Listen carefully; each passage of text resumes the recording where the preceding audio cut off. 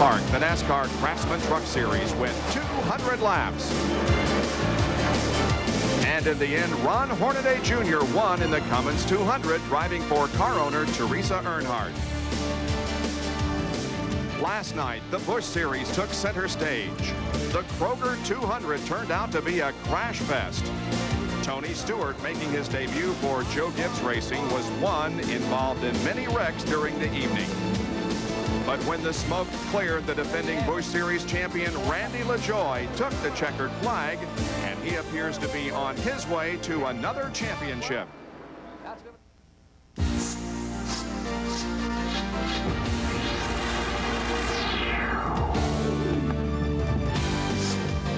ESPN, the world leader in sports, welcomes you live to the Indianapolis Motor Speedway for our countdown to the Brickyard 400. Skies are partly cloudy here in Indianapolis this morning. Temperature is 83 degrees. The humidity is quite high. They say there's a 30% chance of rain, but hopefully not until this race is over. Hi, everyone. I'm Bob Jenkins. In just a little more than an hour, the green flag will drop on this 43-car starting field, and the quest will begin for the richest purse in stock car history on the track whose winners automatically earn a spot in auto racing history. Now, since Wednesday, when practice began, there have been a variety of emotions seen up and down the garage area. From the thrill of winning the pole position to the disappointment of failing to go fast enough to earn a spot in today's field. And there are other items to deal with in the next hour, but I have expert help to sort through them. And one of our experts is the former NASCAR champion who'll join me in the booth for the race telecast over on ABC, Benny Parsons. You know, folks, over the years, as we've all watched sporting events, we've come to realize how important the emotional state of the athlete is. Coaches having trouble getting the drivers up for the game. Well, trust me, when NASCAR comes to the Brickyard, it's no problem getting these 43 drivers and teams up. This is a huge event. If they win the race today, handling will be a key. One part of the handling is the aerodynamics on the car. Later in the show, we'll show a little bit more about aerodynamics. Jackaroot? Well, Benny, if you're from nearby Pittsburgh, Indiana, you come home to Indiana for the Brickyard 400, the first inaugural race. If you're Jeff Gordon, you go to Victory Lane. Jeff Gordon has won 17 races in the last 18 months. He is really a superhero in NASCAR Winston Cup racing. Is he a lot like golfing's Tiger Woods? We'll find out later today. Bill Weber? Well, Jack, in the racing world or the real world, there are very few Jeff Gordons, those born with the capability to win, a natural raw talent. Most are starved for such success. The early seasons, they're truly a struggle, a test of willpower more than horsepower. But in this starting to field today, there are several young guns ready to shoot it out, looking for a showdown at high noon. Here's Dr. Jerry Punch. One of the giant enigmas for the 1997 season is why haven't some of NASCAR's biggest names gone to Victory Lane? Over the next little while, we'll try to unravel that mystery. We'll take a look at some of those dreaded droughts, and we'll talk to some of racing's royalty and see if maybe today that will all change. Bob? All right. Here at Indianapolis, the good doctor will detail the frustrations of Earnhardt, Wallace, and Elliott. How each hopes to win their winless streaks today.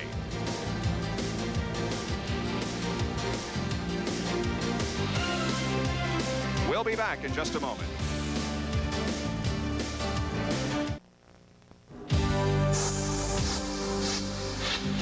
ESPN Speed World presentation of Countdown to the Brickyard 400 live from the Indianapolis Motor Speedway is being brought to you by Pennzoil, formulated for today's stop-and-go driving. Stop, go, Pennzoil. By Miller Lite, who reminds you that anything can happen at Miller time.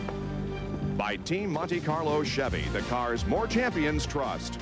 And by Monsoon Audio Systems, power, attitude, audio for the road. Well, there are 18 Chevys and 18 Ford Thunderbirds in today's starting field here at Indianapolis. This is the final year that the Thunderbird will be Ford's make of choice in NASCAR. After months of planning and designing, the new Ford Taurus was unveiled earlier this week here at Indy. It's the car that Ford has chosen to carry on its racing tradition. Here once again is Dr. Jerry Punch.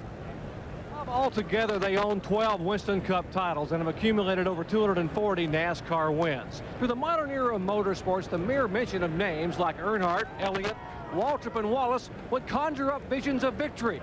But recently, some of NASCAR's biggest guns have been silent. boy, it hurts.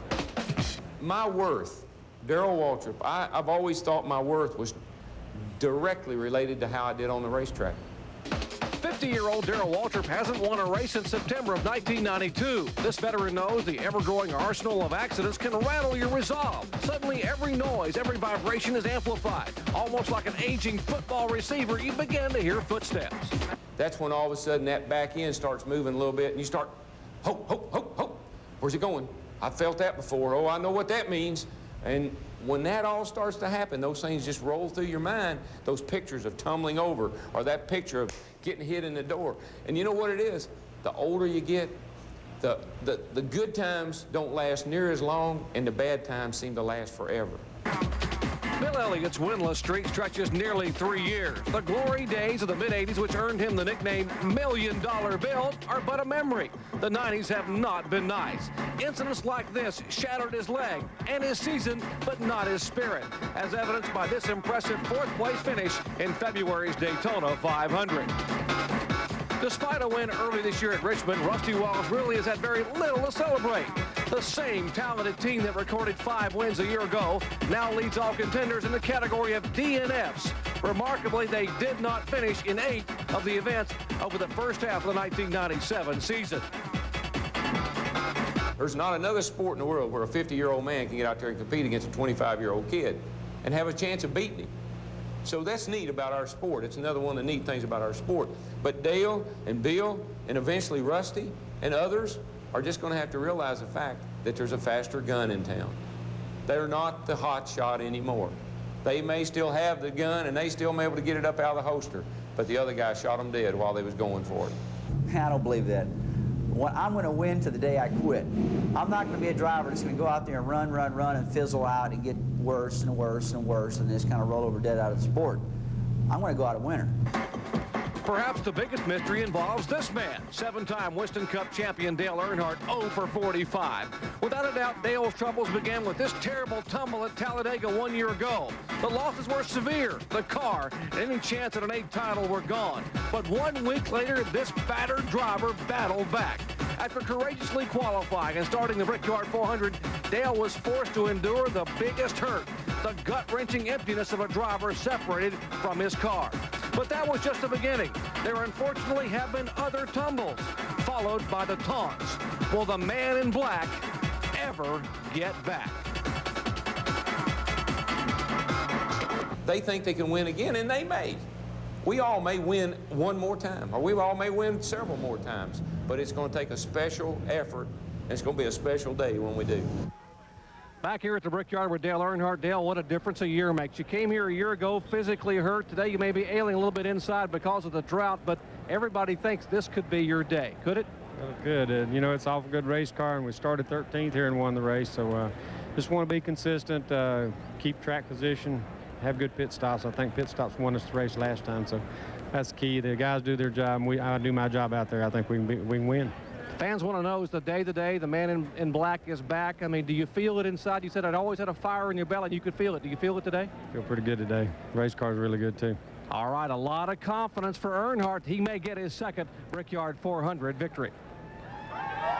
Jerry, Darrell Waltrip says that you have to have a perfect day. Well, you had a perfect day in qualifying in the 4th position. How about today in the Brickyard 400? Can a 50-year-old come home victorious?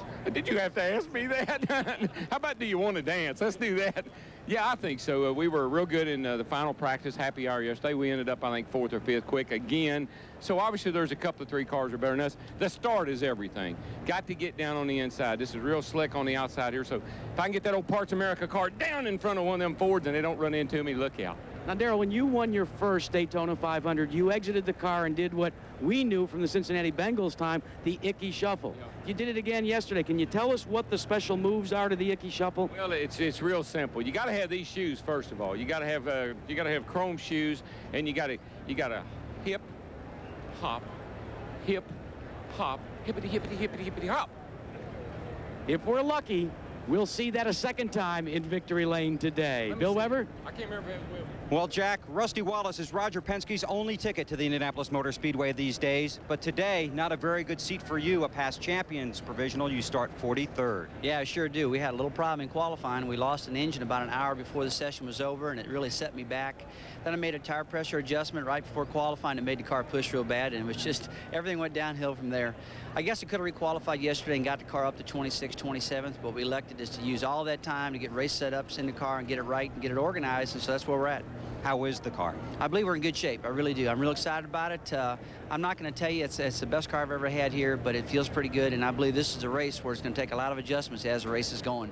But track position and pit stops can be real important. Very difficult to pass here. Oh, it's real important, real tough to pass. This is probably the toughest racetrack that we go to for passing. It's a pretty single-file racetrack. Your car owner doesn't come here for IndyCar races anymore. Is that an added burden on you? No, it's not a burden. He's here. He's all excited about the race. He's talked to everybody. He's even been talking to Tony George a little bit. So it's kind of weird, but they're having a good time out there. They're laughing, and they're ready to get this race going. I am too. In the Brickyard 400, 3 top 7s in the first 3 races. Can you get another one today? Yeah, I sure can. I think that the toughest part of my career, or one of the downs, was a couple years ago when I led this thing all day long, and right there at the end, he had a crash on pit road. I got blocked and finished second. But I've had a 4th, a 2nd, a 7th, and but never had it come from this far back, man. I tell you, this is going to be a tough one today. Rusty Wallace starts at the rear of the field. He's won more than $500,000 here. Today, he'd just like to win the race. Bob? All right, thank you, Bill. Well, 4 years ago, Jeff Gordon, who grew up a few miles from the Indianapolis Motor Speedway, drove to victory in the first race. He starts 24th in this race here today. We'll have more on our countdown to the Brickyard 400 in a moment. More than 250,000 fans are once again gathering in this fabled racetrack to see who will cross the yard of bricks first. This afternoon will be someone new, or will it be a 2-time winner? Well, Jack Arute has the story of one driver trying to get to victory lane for the 2nd time. Bob, you don't have to be a golfer to be aware of Tiger Mania. Tiger Woods, the phenom on the golf courses, has been all over publications, media attention, incredible. They call him the new master. But if you ask people in NASCAR who the new master is, it's this young man, Jeff Gordon of Pittsburgh, Indiana. And like TV Guide says this week, NASCAR fans think he's king of the road. Tiger Woods, emerging sports hero, golfing prodigy, a childhood spent honing skills that would propel him to star status. Racing's Tiger Woods is Jeff Gordon, winning before he even started school, both with fathers dedicated to their development.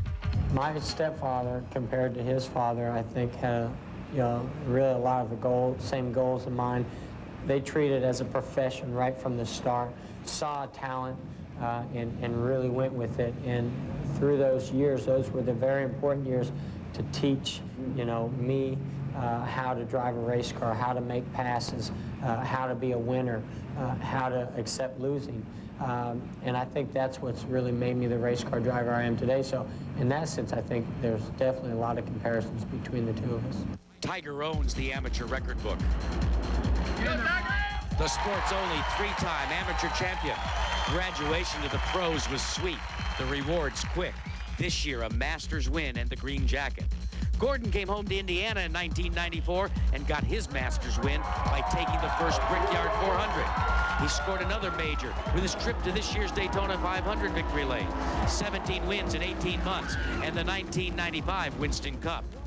I'm still overwhelmed by that. I mean, my 3rd year in Winston Cup, to have a year like we had in 1995, I mean, we won 7 races, 8 poles, just everything went our way that year. Armies of fans celebrate both. 2 young stars riding a wave of media attention, leaving their peers envious. But Jeff Gordon endures a new phenomenon. Boos interspersed with cheers. I really just laugh about it. I know that the more I win, the more they boo, so obviously I'm doing something right, and it's almost like, you want to almost hear more boos because that means you're winning more races. But at the same time, if I had my choice, I wish everybody was cheering, but I know that that's not going to happen. Our fans are very loyal, and they get with their driver, they get with their team or their sponsor, and they stick to them. Tiger Gordon Woods is 21 years old. Jeff Gordon, 25. He'll turn 26 this Monday. Both have at least 20 years to leave their mark. You know, I've accomplished so much in such a short period of time that it's kind of scary for me to set goals, because every time I set a goal, you know, I accomplish it in the next year or two. I mean, I would love to win multiple championships. That's the next thing that we're looking at. I wouldn't mind winning the Brickyard twice. That'd be all right. And you look at the 7 championships between Petty and Earnhardt. That's almost, to me, you know, unbelievable, out of reach. But you got to make it a goal. You got to make it something out there to really reach for, because we've accomplished a lot in a short period of time, and that would be the ultimate. But today, the ultimate would be to better his starting position, a disappointing 24th for Jeff Gordon out of Pittsboro, Indiana. He is sequestered right now behind me in his transporter with his crew chief, Ray Evernham. What are they talking about? How to get the push out of the race car. Now, what do I mean by push? The nose, when he goes into the corner, wants to dart out towards the wall. Now, for Jeff Gordon and his crew chief, Ray Evernham, it means 5 pit stops today to solve the handling problems with their race car. Benny Parsons will tell you a little bit more about aerodynamics later in the show and how you can solve those problems. Bob? And so Jeff Gordon will try to add to his 64-point lead in the series standings by winning here today. Our coverage of NASCAR Winston Cup competition continues next Sunday. We'll be at Watkins Glen, New York for the Bud at the Glen. And the race will be on at 1 o'clock Eastern Time next Sunday afternoon here on ESPN. More from the Indianapolis Motor Speedway in a moment as Countdown to the Brickyard 400 continues. Welcome back to Indianapolis, where the fans are gathering for the start of the Brickyard 400, which is less now than an hour away. Well, Bill Weber has a story of the changing faces in NASCAR competition. Well, Bob, there are a lot of young guns in this field, and really when you get into it, you can see that in this race today, a lot of the brightest stars of tomorrow are on this racetrack. They are the young guns, and they want to shine. But you don't measure a young driver by his age. You measure it by experience, or maybe by the miles he runs. But you will find out today that the most important thing, that talent is a vicious enemy of time. I am the new way to go. I am the way of the future. At the tender age of 28, Jeremy Mayfield returns to Indy with the promise he showed growing up in Kentucky. A 4th place finish at demanding Dover, the best of his 6 top 10s this season. Ted Musgrave still seeks that elusive first win. His Ford could have been Sweet 16 at Darlington, but Ted didn't want to spoil the party by moving Dale Jarrett out of the way. So Musgrave settled for 2nd. Mild-mannered Johnny Benson has the potential of Superman. Former Busch Series champion, Winston Cup Rookie of the Year in '96, 8th last August at the Brickyard, his best career finish a 5th at Pocono. Ward Burton earned his first win at Rockingham in October of 1995, 46 races ago. It is his only win. Burton has the team and the talent. The question now, is this his time? Wyatt Ricky Craven comes from Maine. He's just 31 years old. His greatest glory?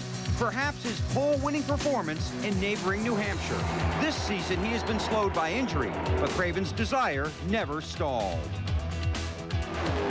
Rookie David Green has just 14 career Cup starts. He has 1 Busch Series championship and just missed a 2nd last season. Now he must fight just to make races and once again learn how to win. Michael Waltrip's portrait shows no wins in 348 starts. It was the one start that didn't count that counted the most. His biggest day came at night, winning big money but no points in the Winston All-Star race. Chad Little's return to a seat in Winston Cup has been a frustrating season of promise and disappointment. He used the Busch Series to sharpen his skills and seeks his first win in 109 career starts. 34-year-old Jeff Green has just 14 career Winston Cup starts, only 7 this season.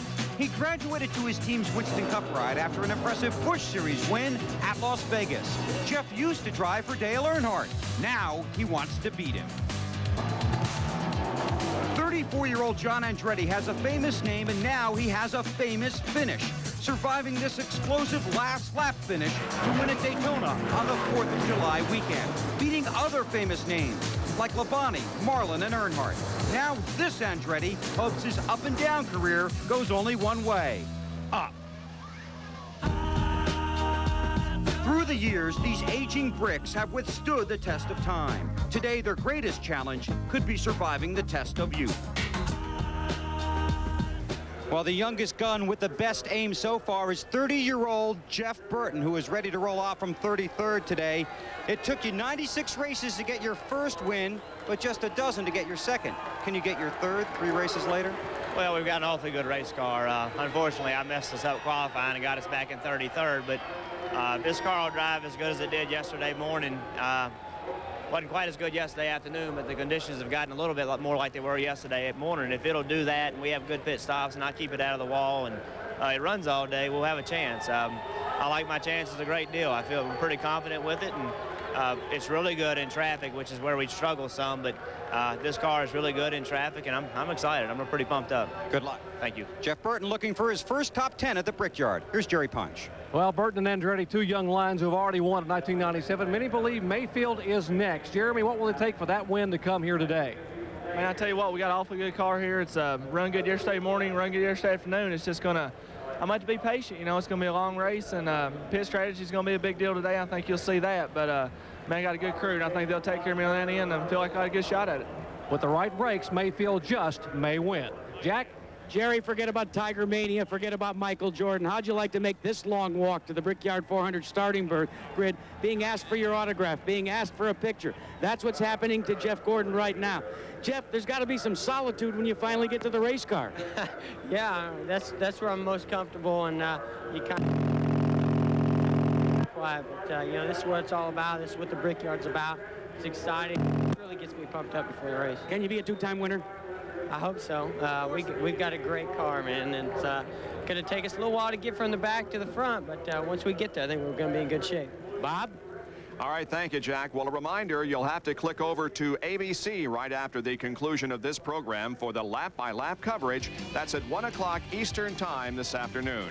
Benny Parsons is strolling around down in the pit in the garage area. He'll tell us more about who and what he sees when we return to Indianapolis. Well, covering the race today is the Goodyear blimp Spirit of Akron. This is the 72nd consecutive year a Goodyear blimp has covered the nation's top sporting events, including the Brickyard 400. Well, most of the activity we cover here on ESPN when it comes to a race involves the drivers and the crews. But there are also stories away from the racetrack. Here's Dr. Jerry Punch. On race day, the drivers are focused on what's happening in the race car and on the racetrack. Their wives are heavily involved in record keeping and scoring in the pits. But what about the rest of the family? That's where this spot is very, very important. We call it the NASCAR Nursery. Its real name is the MRO Family Center. Now, what happens here is 30 minutes before the race and 30 minutes after, the drivers and crew members, youngsters, are dropped off and picked up for what is a very structured daycare and a little non-denominational Bible study. Now, when the track gets quiet, a lot of the people here realize there's been a caution flag. Immediately, teachers call NASCAR and then tell the youngsters, hey, no one's been hurt. Once they know everyone's okay, the joking begins. Ordinarily, one little boy will say to another, hey, I'll bet that was your daddy to hit the wall. The other little boy says, no, it wasn't. Yes, it was. No, it wasn't. Well, you get the idea. Even at this young age, they're very competitive, although here, it's all in fun. Bob? All right, thank you, Jerry and friends. Well, now we go back down to Benny Parsons, who's having a leisurely stroll around the Brickyard, searching for familiar faces and any late-breaking stories. Benny? You know, folks, this place is unbelievable. Since 1911, have been bringing race cars to Gasoline Alley. NASCAR didn't start till 1948. Next year we'll be 50 years old. In just a few years, this place is going to be 100 years old. But what a great place. Look at this, Bob. I mean, people as far as you can see. All the way down the front stretch, a tunnel of people as these cars will accelerate down for the Brickyard 400. One thing great about the Indianapolis Motor Speedway and their pit road, check these pits out. Hey, you guys, get out of the way here a minute. I'm trying to show them the pits. Just step aside here. Step aside. Step aside. Look at this. Just get over here a minute. No, that way. This pit is fit. How come you guys... Hey, Bob, I found some guys say they own the Indianapolis Motor Speedway. I know Kerry Agajanian. Introduce me to your friends. This is my brother, JC Jr. here. Benny, you're the greatest. Good to see you. Chris, my little... All right, Benny, what are you eating today? Well, I'm missing lunch, as a matter of fact. But now your dad, when did he start coming to Indy? Well, back in the 40s, late 40s. 1947. This is our 50th year here, our family, 50 years. Wow. Here. Did he ever win the Indy 500? Absolutely. 1952 with Troy Ruttman. And in 1963, Parnelli Jones. He brought him here as a rookie, and he won the race here in 1963. We always let our attorney do the talking. You know that, don't you? I was on the pit crew then, and that's that ring from that race in 1963. And there it is, and he's got one too. Look at that. Wow. This is pretty doggone. Parnelli helped design this ring along with my dad, and all the pit crew and all the guys that worked on the race car, that winning number 98 car, got a ring like this in 1963. That was the year that Parnelli won? That's it. Driving your dad's car? And driving my dad's car, number 98. Right over that yard of bricks right there. Man. They didn't have stock cars then at Indianapolis. In 1963, that's the year I started driving stock cars, a 1954 Ford. But anyway, I wanted to tell you that these pits are 50 feet long, about 10 feet longer than most stock car pits. So, Bob, they got a lot of room to negotiate their pit stops down here. Well, we'd rather hear from the Agajanians anyway to see how long the pit stalls are. Well, when we come back, Benny and I will recap the 2 days of qualifying that we had for this year's Brickyard 400. Back in a moment. Here at the Brickyard, 51 cars were going for the 43 spots. And the first to try was Rich Bickle in a second car from the Darrell Waltrip stable. And Bickle was impressive at 176.087. Jeff Gordon had won the pole for the last two Brickyards, but he, and in fact all 300 cars, struggled in practice and qualifying, and Jeff ended up only 24th fastest. Darrell Waltrip is the oldest driver in the field, but he showed in the time trials that he's not lost the fire, moving to the pole position for a short time with a speed of 176.8. Then the defending Brickyard champion Dale Jarrett moved to the 2.5-mile oval. Last year, he won the race from the 24th starting spot. For a while, Jarrett was on the pole this year until his teammate Ernie Irvin knocked him off. Holding back tears for his critically ill mother, Irvin out-qualified Jarrett and all the others with a new track record of 177.7. The drama wasn't over yet, however. The 95 winner, Dale Earnhardt, hoping to break a 45-race winless streak here this weekend. He did knock Ernie off the pole, but he did qualify fast enough for the 5th starting position. Then his qualifying line was nearly exhausted. Joe Nemechek, who has earned the nickname Front Row Joe, showed why he's called that when he bumped Jarrett to the second row and put himself beside Irvin. On Friday, 18 requalified in second round, led by Jeff Green at a speed of 176.153, ninth fastest overall. And with that, the 43-car field was set for the 4th Brickyard 400. 38 drivers qualified on their speed and time, and then these drivers took provisionals to get in. Kyle Petty will start 39th. Jimmy Spencer, Ricky Craven, and Brett Bodine also provisionals. And Rusty Wallace chose a previous champions provisional. He'll start in 43rd position. Now we do have some drivers that were here but failed to qualify and went home. They include Mike Wallace, Jeff Bodine, Hut Strickland, Tim Steele, Dave Marcus, Morgan Shepherd, Bobby Hillen, and Dick Trickle. Jack Arute is standing by with the man who'll lead them to green. Well, Bob, you talked about Ernie Irvin and the mixed emotions that he brought to the Indianapolis Motor Speedway, and then his concerns about his mother, and also the announcement that Kenny Irwin would replace him in the Robert Yates racing car. First of all, how is your mom? Mom's doing just a little bit better. You know, we love her, and we're all of our support's with her, and you know, all the race fans have really got a lot of prayers, and that's helping. A lot of people don't realize that she's the president of your fan club, and she's really been the backbone to everything that you've gone through. There's no doubt, you know, she's somebody that's there all the time, and been there all throughout my career and all throughout my family. Now, let's talk about the race. The Brickyard 400, the previous 3 editions, you were always a key player, but you've yet to be where we are right now in Victory Lane. What's going to be different this year? You know, I hope that we're going to be in Victory Lane instead of, you know, talking to somebody over in the garage area. So, you know, I think we've got a really good car. This Texaco Avalon Ford has run excellent during practice, and we hope it'll do it all during the day. Bob, you can't blame him if he thinks the Indianapolis Motor Speedway owes him one. And the point standings as we go into this event shows that Jeff Gordon has a 64-point edge on Mark Martin, with defending series champion Terry Labonte third. Dale Jarrett is fourth, and then Jeff Burton. Dale Earnhardt is sixth. Ted Musgrave has moved into the top 10. It's been a tradition here at Indianapolis to take the drivers around the racetrack in a car prior to the start of the race. That's what they're doing right now, and I believe Bill Weber is with one of the drivers. Best seat in the house, Bob, riding with Mark Martin and Derek Cope, and you are 64 points behind in the point chase, but more critical right now, Mark, you start 31st. You have to find a way to get that Valvoline Ford to the front. Well, it's sure going to be tough today. Passing is really hard here at Indy, but we have a great race car and a great race team. We'll give it our best shot. We've been really racing well here this year, and we've got a proven car, so hopefully things will work out okay for us. And Derek Cope riding along. What do you think of this experience, huh?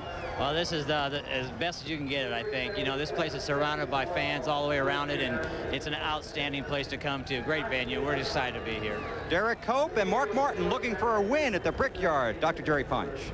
Well, for the fourth time in 6 races, Joe Nemechek starts on the front row. Joe, you got this starting up front down to a science, but what will it take to stay there today? We need to be consistent. We got to keep our Bell-size Chevy running strong all day long. We're going to have to adjust on it quite a bit. And, you know, the cloud cover kind of threw everybody for a loop this morning, so we made a couple adjustments, and I hope we went the right direction. Well, if they can pull it off, Bob, it'll be no more front row Joe. It'll be newest winner Nemechek. Here's a look at the complete starting lineup. Ernie Irvin and Nemechek are on the front row. Dale Jarrett and Darrell Waltrip in row 2. Third row, Dale Earnhardt and Mike Skinner. Row 4, Ricky Rudd and Ken Schrader. David Greed and Rich Bickler in row 5. The 6th row, Robbie Gordon and Bobby Hamilton. Sterling Marlin and Wally Dallenbach make up row 7. Elliott and Mayfield are in the 8th row. Row 9, Rick Maston, Michael Waltrip. In the 10th row, Steve Grissom and Johnny Benson. Row 11, Chad Little and Ted Musgrave. In the 12th row, it's Ron Barfield and Jeff Gordon.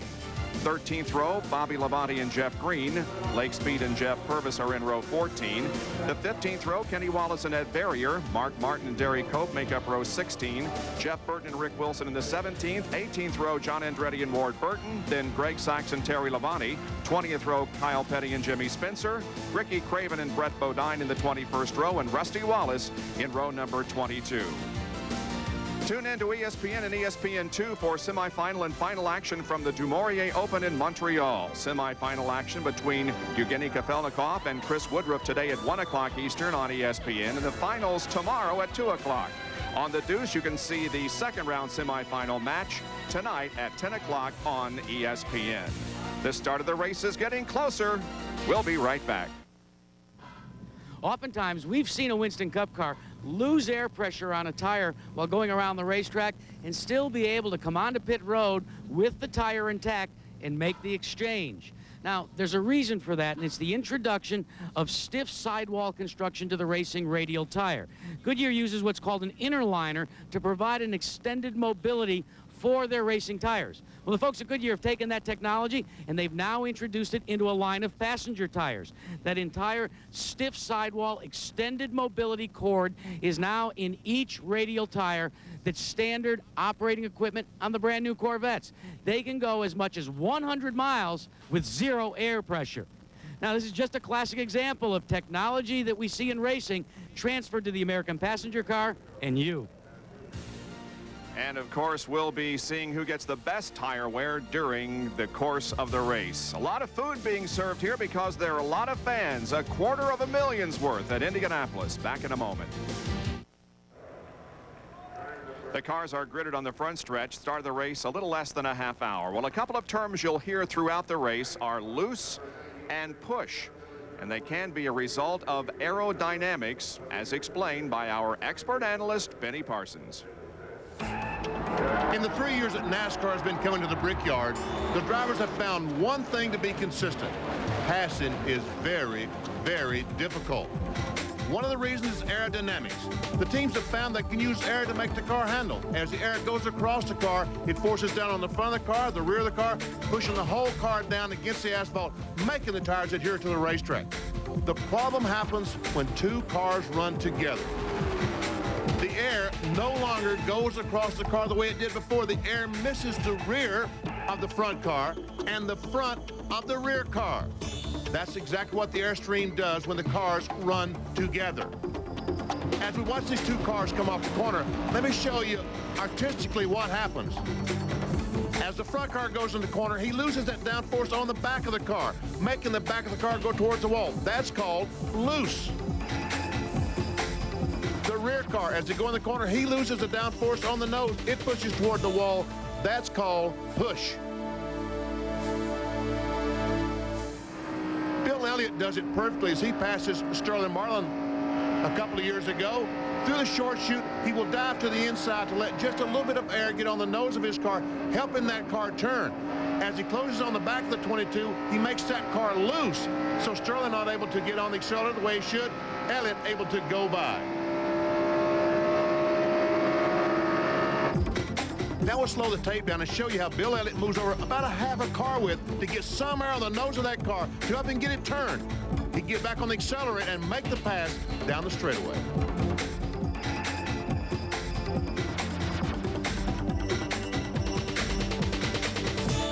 But passing can be done. Just ask last year's winner, Dale Jarrett. So that's a quick lesson in aerodynamics and what we may see here today, a little pushing and a little being loose during the course of the race.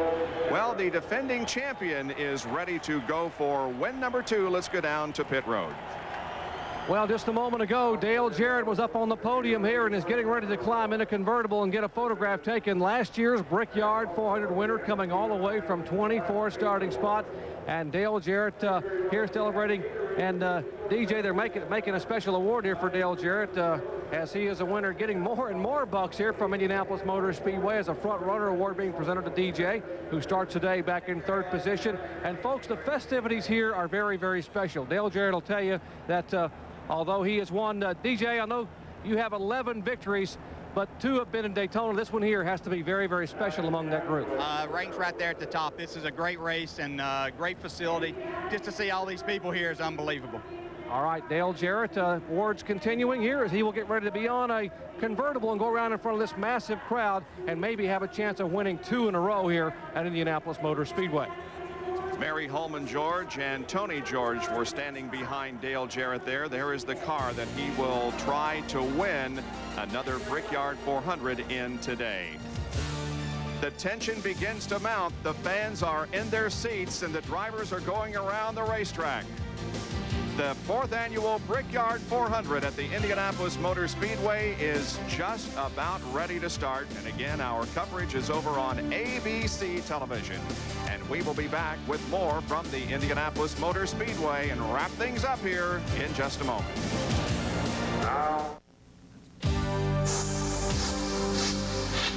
ESPN Speed World's countdown to the Brickyard 400 live from the Indianapolis Motor Speedway is being brought to you by Monsoon Audio Systems. Power, attitude, audio for the road.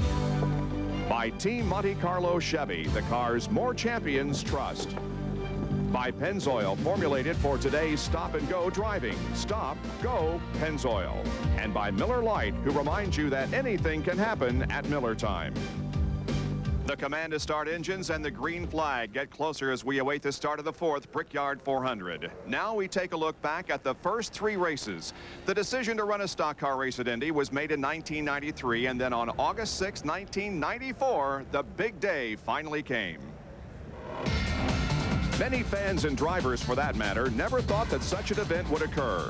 Stock cars on a track that until then had been reserved for open wheel racing. Rick Mast had the honor of winning the first pole position and leading the first competitive lap.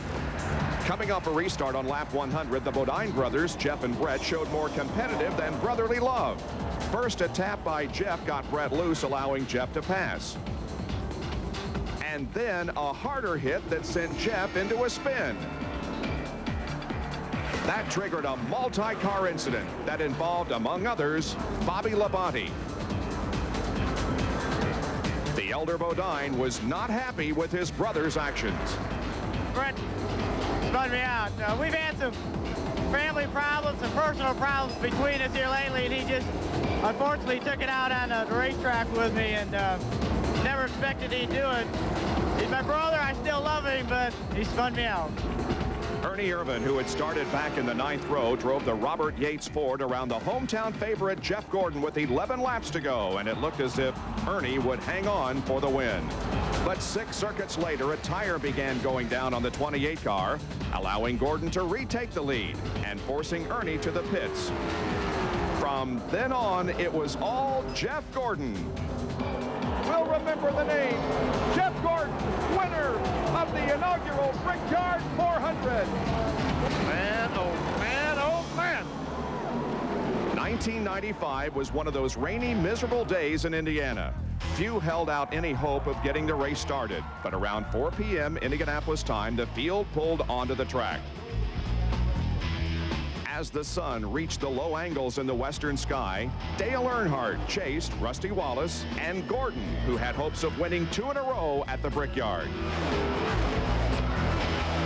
Rusty had problems getting off pit road less than 30 laps from the checkered when he had to nearly stop as 2 cars collided in front of him. Any hopes of giving his owner Roger Penske another victory at Indy, first in the stock cars, were dashed. Wallace came onto the track just ahead of Dale, but Earnhardt was at full speed and approaching turn number 3 went into the lead. Earnhardt was the final of 11 different drivers to lead the second Brickyard 400. The 7-time NASCAR Winston Cup champion had won the richest NASCAR purse ever, beating Rusty by 37/100ths of a second. The car was great. It really ran strong, 24th to the lead. I screwed up qualified. I told them not to pay attention to that, but what really killed me, I left the pit area and 2 cars wrecked in front of me on the pit road. I had to stop. They let Earnhardt get in front of me. That was the race right there. The weather on race day 96 was just the opposite of the previous year. Sunshine and a pleasant breeze greeted the fans and drivers as Gordon led the field to green for the 2nd straight year.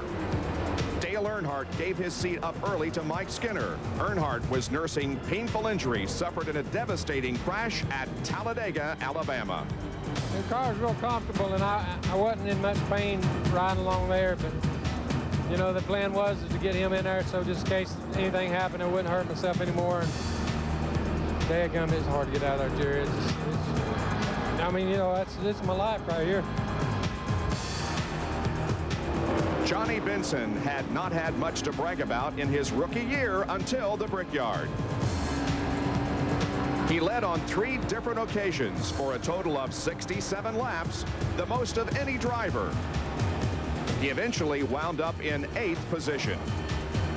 The Yates teammates, Irvin and Dale Jarrett, exchanged the lead twice in the last 25 laps before Jarrett went to the front for good with 7 laps to go. The race ended under caution, with Jarrett winning another big event, much to the emotional delight of his father, Ned, himself a former 2-time NASCAR Winston Cup champion. With downtown Indianapolis in the background, we now begin to look ahead to this year's event. We call upon those who will be covering the race on ABC for their predictions. And we go first to Benny Parsons. Jack Roush and his 3 drivers are having a terrific 1997. Mark Martin has won twice. He is 2nd in the point standings. Jeff Burton, he's won twice. He's 5th in the point standings. Ted Musgrave, he's 10th in the point standings. So who do you think is pumped up for the Brickyard 400? Jackaroo? Benny, I think this might be the only race on the Winston Cup Tour where points don't mean anything. Ask any driver. They don't talk about how many points are they going to earn coming out of the Brickyard 400. They talk about the Indianapolis Motor Speedway. In this yard of bricks, over 80 years of tradition here at the Indianapolis Motor Speedway. While the Brickyard 400 may only have 3 years under their belt, this is the 4th running of the event. Every single driver in this starting field wants to be part of the Indianapolis Motor Speedway tradition. More and more NASCAR Winston Cup racing is moving from a team sport to a multi-car team sport. 8 of the top 12 qualifiers today are teammates. Why is that important? Well, in February's Daytona 500, Team Hendrick worked together and all 3 swept the top 3 spots. So today, Dale Earnhardt needs Mike Skinner. Darrell Waltrip needs Rich Bickle. Ernie Irvin needs Dale Jarrett. Get the idea? They're going to try to tag team their way to a Brickyard title. Well, no place has a history of heroes and heartbreaks like Indianapolis does. Racers have dreamed about winning here. Dreamers have raced and won here. It's a spectacular event. one that everyone wants to see. Now, it'd be easy to say that the sun is going to shine on one of the big guys today, but I think you could see someone emerge from the shadows, perhaps one of those young guns, giving the fans a new hero to cheer for as he rides into the sunset on 700 horses. Each year we've seen an increase in the amount of passing that the drivers are able to achieve on this track, and some thought that the rumble strips this year would make passing at a premium. But if last night's happy hour is any indication, we'll see lots of passing today and side-by-side racing all around the racetrack. The following is a special presentation of ABC Sports. Something happened in Indianapolis, Indiana in August of 1994 that many thought would never happen. Stock cars racing on a track that to that point had been reserved for the open wheel cars on Memorial Day weekend. It was the second largest single-day sporting event in the world, and fans were treated to wheel-to-wheel racing as they had never seen before. Since then, it's become one of the biggest races of the season, and a win today would impact many of the drivers in different ways. A Cinderella story was played out 3 years ago as Jeff Gordon, who learned to race here in Indiana, won that inaugural event. And today, he hopes to become the race's first two-time winner and extend his lead in the season point standings. For Terry Labonte, a win today would be the biggest of his career. He is the defending series champion. Dale Jarrett is the event's defending champion. As a two-time Daytona 500 winner, he has a knack for capturing big races, and a victory today would further that reputation. His teammate Ernie Irvan is temporarily out of a ride next year. On Thursday, Ernie won the pole for today's race at record speed, and he's looking to up his stock with the Triumph. No one needs to finish first more than Dale Earnhardt. The Brickyard's second winner is mired in the longest winless streak of his 20-year career. Will that streak end today? And then there's Mark Martin. He's second in the series points and hopes to close in on Gordon. NASCAR stock car racing is the sport of the 90s, and today it's the richest, most attended event on the world's most famous racetrack. From the Indianapolis Motor Speedway, it's the fourth running of the Brickyard 400.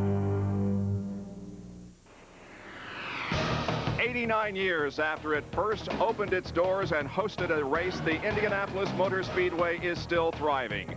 It has become the world's greatest race course, and today it hosts for the fourth time the Brickyard 400. The weather here in Indianapolis is quite warm, partly cloudy skies, a temperature of 83 degrees. The humidity is quite high, and the forecast is for the possibility, a 30% chance of some showers, but not until later this afternoon. Hi, everyone. I'm Bob Jenkins, and in less than 15 minutes, the Speedway will roar to life, and 43 drivers will embark on a journey of 400 miles, 160 laps to nowhere, ending exactly where they started, but allowing one driver to enshrine his name in history books as winner of stock car racing's greatest challenge. There have been many stories played out here since the cars went onto the track on Wednesday, including the emotional run for the pole on Thursday. For more on that story, here's Jack Arute. And it was an emotional run for the pole by this man, Ernie Irvan, a key player in the previous running to the Brickyard 400, but never a winner. And now he's the lame duck driver for Robert Yates Racing. And if that wasn't enough, he goes to this post position with a heavy heart. His mother critically ill back in Charlotte, North Carolina. But Ernie, what can you do to change things from the previous years? What are your concerns about this year's Brickyard 400? Really, I mean, just the competition. The competition's really tough, and my teammate's probably one of the biggest, competitors in this race. And, I feel like, this Texaco Avalon Ford has got the capabilities of running up front all day, and we're just going to have to just buy our time. You said despite the fact that your mother was so critically ill, she would be the one that would have said, Ernie, come here, sit the car on the pole, and take it to victory lane. Well, she would have. And, Mom, we love you. And my whole family, everybody that's involved, and we're going to do everything for them. It's been an emotional roller coaster. Bill? Jerry? Well, it's been an emotional week here at Indianapolis Motor Speedway. And a year ago, it was an emotional day for one Dale Earnhardt. He came here and very courageously played hurt. Something he did not want to do was climb out of that race car. The anxiety, the emptiness inside of being separated. And now, Dale alone with his thoughts as we have a silence moment here before the beginning of the fourth annual Brickyard 400. He wants it in a very, very bad way. For 1997, Dale Earnhardt has been winless, 0 for 45. Unheard of, almost unbelievable for a man that has won so much and meant so much to the sport of NASCAR stock car racing. He sits in his car alongside teammate Mike Skinner. They own row 3. It is an all-childress row, as Earnhardt, now healthy 100%, doesn't want to reflect on what happened a year ago. He would like to be able to go to victory lane here today at Indianapolis Motor Speedway. They say when you win one here, you want to win the second one even more. And the last time he came here as a healthy driver, he went to victory lane. And that's the memory he has, not what happened a year ago when he had a hard time climbing in and even a harder time climbing out of that race car. As Dale Earnhardt now sits in his car thinking about what could happen here today. Bill Weber? Well, Jerry, Jeff Gordon turns 26 years old on Monday. He's already won millions. He's won a championship, and he's won here. This season, he's won 7 times. And you measure the success of a driver by the number of wins, but you measure his heart by his number of losses. And Jeff Gordon, you're almost in a slump. 3 races in a row without a win, but you do come here as the points leader. The 24 car starts 24th today. How do you get to the front? Well, slowly. You know, we're in no hurry. It's a shorter race, 400 miles, but this a big track and tough to pass on. I'm going to rely on my pit crew a little bit, and we're going to have to get the job done on the racetrack too. But I think, you know, the car, we've set up the car to try to maneuver and pass, but once we get up, you know, in front of a group or hopefully towards those leaders, we're going to have to adjust the car a little bit. And, you know, now we're back to typical Indiana weather, hot, humid, overcast, so it ought to be interesting all day. Good luck. Thank you. Bob Jenkins. Twilight's last screaming, who's bought stripes and bright stars through the perilous fight. Oh, the ramparts we watched were so gallantly streaming, and the rockets' red glare, the bombs bursting in air, gave proof through the night that our flag was still there. Oh, say does that star-spangled banner yet wave? Oh, the land of the free and the home of the brave. Here comes the flyover. That was Tracy Bird with the national anthem as we're just moments away now from the start of the race. Let's go back down to Dr. Jerry Punch. Well, Dale, after all you've been over here, how badly do you want this one here today? It's time to win, Larry. It's just the kind of race that you want to win, but it's time for us to win. This race team. All right, his crew members talking to him there in the headset. You can't hear him. Hey, if this guy has his way today, the man in black will definitely be back. Bob? Well, the former NASCAR Winston Cup champion joins me here in the booth now, Benny Parsons, and it's pretty obvious, I think, that this is the 4th time that these drivers have been here, and the edge is off. There's no emotion down there on pit road. Oh, no, not whatsoever. You talked about it just a moment ago. 89 years since this racetrack opened, the best-known speedway on the face of the earth. Every stock car driver desperately wants to win the Brickyard 400. Wouldn't it have been nice if they had started running here before you retired? Oh, man, oh, man. And almost $5 million today, the purse, unheard of in stock car racing. Well, you know, it's been a tradition here at the Indianapolis Motor Speedway to get the command from a member of the Holman-George family. Now, Mary Fendrick Holman, the widow of Tony Holman, who bought this facility after World War II, gave the command for many, many years, but her health will not permit that now. At the Indianapolis 500, her daughter, Mary Holman-George, gave the command, and it appears as if she is ready to do it once again. We're awaiting for the announcement from Mary Holman-George, the chairman of the board of the Indianapolis Motor Speedway, to give those 4 words that will begin our quest for Brickyard Gold here this afternoon in Indianapolis. Fans, we have come to that time that we've all been waiting. Here to start the running of the 4th Brickyard 400 is the chairman of the board of the Indianapolis Motor Speedway, Mary Holman George. Gentlemen, start your engines. And those magic words bring to life.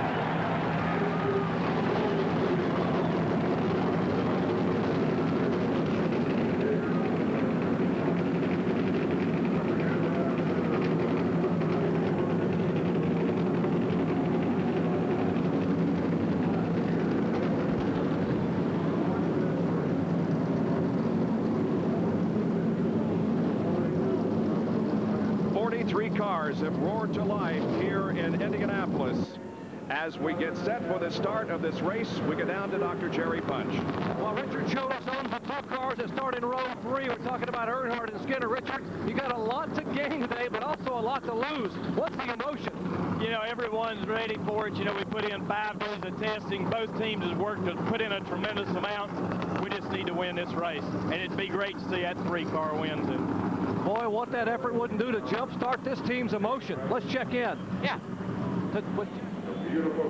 Well, Jerry Punch, let me tell you a little bit about what happened 1 year ago at this Brickyard 400. Remember when the cars would go into turns 1 and 2 and 3 and 4? They'd kick up the dirt. They'd bring the left sides all the way down to the dirt. With the sod held down by certain types of staples, they kicked up into the racetrack. Kyle Petty, Jeff Gordon had a concrete kind of meeting with the wall. This year, the Indianapolis Motor Speedway is introduced what they're calling ripple strips down on the inside below the white line. What are they? They're 3-inch wide, 1.5-inch high pieces of compressed polyethylene rubber, just like you'd have a garbage bag made out of, but maybe 100 times stronger and stiffer. These are down in the corners.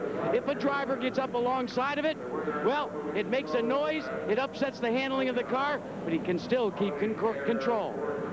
Jared, Bill Weber.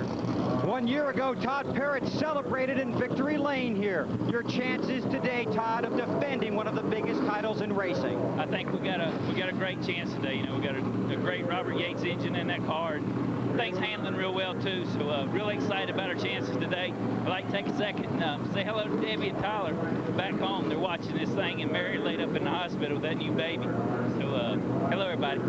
Last words of encouragement to your driver were? Save your stuff for the end, baby. That's when it matters the most. To Bob Jenkins. Here's the starting lineup for today's race. On the pole, last year's runner-up here at the Brickyard, Ernie Irvin. He qualified at a new track record. Joe Nemechek is on the front row for the 5th time this year. The second row, the defending champion of the event, Dale Jarrett, and the oldest driver in the field, Darrell Waltrip. The third row, Dale Earnhardt hoping to break a 45-race winless streak, and Mike Skinner, the pole sitter at Daytona. The fourth row, Ricky Rudd, who's won at least one race for the last 14 years, and Ken Schrader, 7th here in 1994. The fifth row, David Green, a rookie in the series, and Rich Bickle, who finished 29th here in the inaugural race. The sixth row, Robbie Gordon, who finished 29th in this year's Indianapolis 500, and Bobby Hamilton in the car owned by Richard Petty. Sterling Marlin is starting 13th, the two-time Daytona winner, and Wally Dallenbach, whose father drove here at Indianapolis in the 500 13 times. The eighth row, Bill Elliott, who's never finished outside the top 10, and Jeremy Mayfield in a car owned by K.O. Yarborough. The ninth row, Rick Mast, the inaugural pole sitter, and Michael Waltrip, who finished 8th in that first race. The 10th row, Steve Grissom, who started on the front row at Daytona this year, and Johnny Benson, who led the most laps here in 96.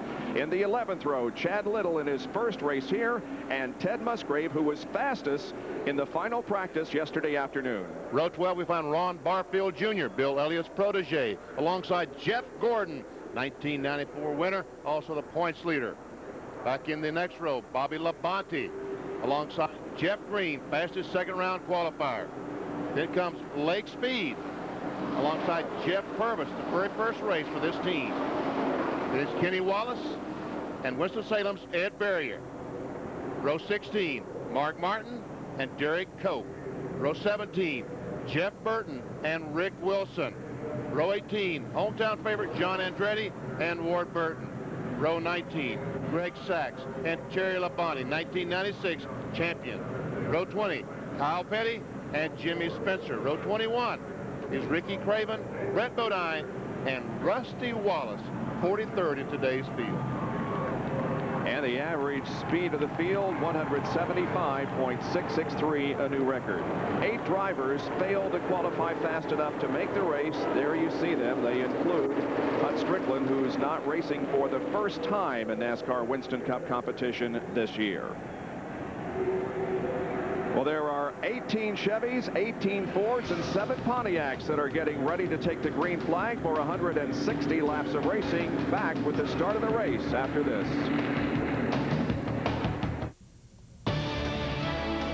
The Brickyard 400 on ABC Sports. Brought to you by Pennzoil, formulated for today's stop-and-go driving. Stop, go, Pennzoil. Team Monte Carlo, Chevy, the cars more champions trust. Monsoon, power, attitude, audio for the road. And Miller Lite, who reminds you that anything can happen at Miller time. The cars will go around the racetrack 3 times before getting the green flag, beginning 160 laps of racing. We get down to Jerry Punch. Well, if practice is any indicator, you know, it's going to be very difficult to pass in the corners, which means track position is very critical. The longer you stay on the racetrack and the less time you spend in the pits, the better chance you have of finishing there. That means that fuel calculations are very, very important. This little calculator here is what Dale Jarrett's team will be using. If they calculate right, they can make it in 3 stops. And when they do pit, they want to take on 2 tires and not 4. That 2-tire stop will save them 4 seconds and give them better track position. If they stay up front, they may finish there. Bill? Well, like Jerry said, this track may be 2.5 miles long, but trying to pass it, well, it's tougher than trying to hijack Air Force One. So the fast guy's going to try and do most of their passing right here on pit road. Now take a look at these pit stalls. They're huge. You could almost park the team transporter in here, but they're never big enough. And as the day gets longer, these pit stalls get shorter. Traffic and discarded tires by the team in front of you could be huge factors in determining track position after you stop for fuel. Bob Jenkins? Just look at the people, Benny. They've got every seat in this place filled to capacity. Looks like most of my relatives showed up. There's no doubt about it. We'll go 160 laps. The track record is 155.206. Should have a stop for fuel, if not a yellow, between 38 and 42 circuits. And they're going for almost $4.5 million here this afternoon. The point standings show that Jeff Gordon is on top by 64 over Mark Martin. Terry Labonte, last year's champion, is 3rd in the point standings. Dale Jarrett, who won the race last year here, is 4th. And Jeff Burton, by virtue of 2 wins and a lot of consistency, is 5th in the point standings. Well, the difference between the slowest and the fastest qualifier here, the fastest, of course, was Ernie Irvan, and the slowest was Terry Labonte, 0.899 seconds. That is the closest in Brickyard history. On-board cameras with Rusty Wallace. Yes, there's Rusty Wallace. Teams at the front. Yates Racing started 1st and 3rd. Sabatis, 2nd, 11th, and 14th. Waltrip Racing, Darrell Waltrip, Rich Bickle, 4th and 10th. Richard Childress Racing, Earnhardt and Skinner side by side, 5th and 6th. There are indeed a lot of 2-car and 3-car teams in this series this year, and it appears to be paying off because many of them are starting up front. We're on board with Dale Earnhardt now as he looks back onto Ricky Rudd. We're also riding with Jeff Gordon. And check it out, Fayetteville got 10,000 people to donate bone marrow. That way to work, Fayetteville, North Carolina. Here is Rich Bickle as we look back from his car to Bobby Hamilton. There's Jeff Burton's Exide Ford as he follows his teammate Mark Martin deep back in the field. And this is the shot from Johnny Benson's car. Will be interesting to see whether or not he can duplicate what he did last year here and lead the most laps. Well, the crowd now begins to rise to its feet as we're just a few moments away from the start of this 4th Brickyard 400. The cars are at the end of the backstretch and are entering turn number 3. I played golf with Mike Skinner here at this golf course on Tuesday. He told me as we drove the golf cart under the racetrack to come inside the Speedway, he told me every time I drive inside this racetrack, the hair on my arm just stands up. This is a magnificent facility, and he'd love to win this race today. There is something about the Indianapolis Motor Speedway that is unequaled. Maybe it's the fact that it's been here for 89 years and has seen such great competition and racing throughout the years. But I know one thing, every race fan in America is glad that the NASCAR Winston Cup stock cars have been invited here, and now for the 4th time they're just about set to get the green flag. The pace car pulls off, and let's see if we get a start now as Ernie Irvan and Joe Nemechek lead them down. And we can see the cars accelerating, and Nemechek quickly dives to the inside. And it appears as if everybody wants to get in single file for the first turn, and that's what's happening.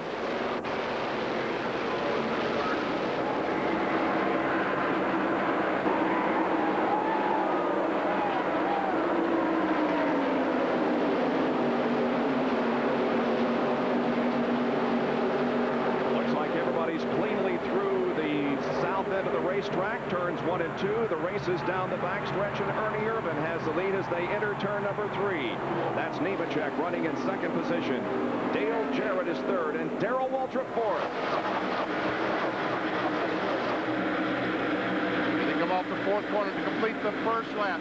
It will be Ernie Irvan leading the 1st lap. Dale Jarrett dives to the inside of Nemechek, trying to take over that 2nd spot. Meanwhile, back in the back, they're about 3 abreast as all the cars in the rear trying their best to get to the front. This is the 12th race of the year that Ernie Irvan has led, and the 383rd lap that he has led in competition. We see Dale Earnhardt now to the inside of the racetrack trying to pick up a position on Darrell Waltrip.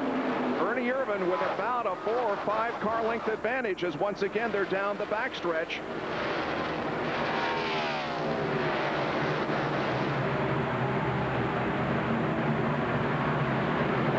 Stayed in line. Nemechek still leads. Jarrett, Waltrip. There you see the top 10. You saw that Robbie Gordon, the 40 cars, moved into the top 10. Drivers being careful to keep those left side tires out of the rumble strips that have been installed here since the drivers were here for their test. Again, everybody stays in line here as we complete another lap, and Sterling Marlin is on pit road. Sterling Marlin, unscheduled pit stop. Almost the same thing, and we've got a crash. Somebody into the wall down in the 1st turn area. That's Chad Little in the John Deere Pontiac. And so the caution comes out here at Indianapolis for the 1st time. Benny, it looks like as he's had serious contact with the outside wall. He sure has. We see water coming across the racetrack. That means that the radiator is broken. Meanwhile, the cars will race back to the line for their be scored by NASCAR. And the work, meanwhile, is going on the Sterling Marlin car as he has made an early entrance onto pit road. Sure looks like an engine problem the way they're walking around down with the hood raised up. A lot of speculation as to whether Sterling Marlin will be back with this team next year. Benny, let me interrupt you. You know what they're doing down here? They took the tire pyrometer, which measures temperature, and they're looking down by the head. They're actually measuring the temperature of the head and also down by the exhaust. Benny, you know, if you check that out, you might be able to tell if you've got a cylinder problem or not, especially this early in the race. That's what they're trying to do. The coolest one is to find a cylinder that is not 1,000 degrees. That means that cylinder is not working. You see the rescue people talking to Chad Little. Chad started 21st in this race in his first event here at Indianapolis. Well, there is where the traction was lost, and Chad slid into the outside wall. Apparently no other car involved in the incident, and we didn't have a good enough shot of it to determine whether or not he was hit or just simply lost control down in turn 1. A lot of damage to the right front of that car. Yeah, and in any case, the race is under caution for the 1st time. Chad Little has gotten out of the car, so he's okay, but the car is in very, very sad shape. Ernie Irvan is the leader here after 3 laps of the Brickyard 400.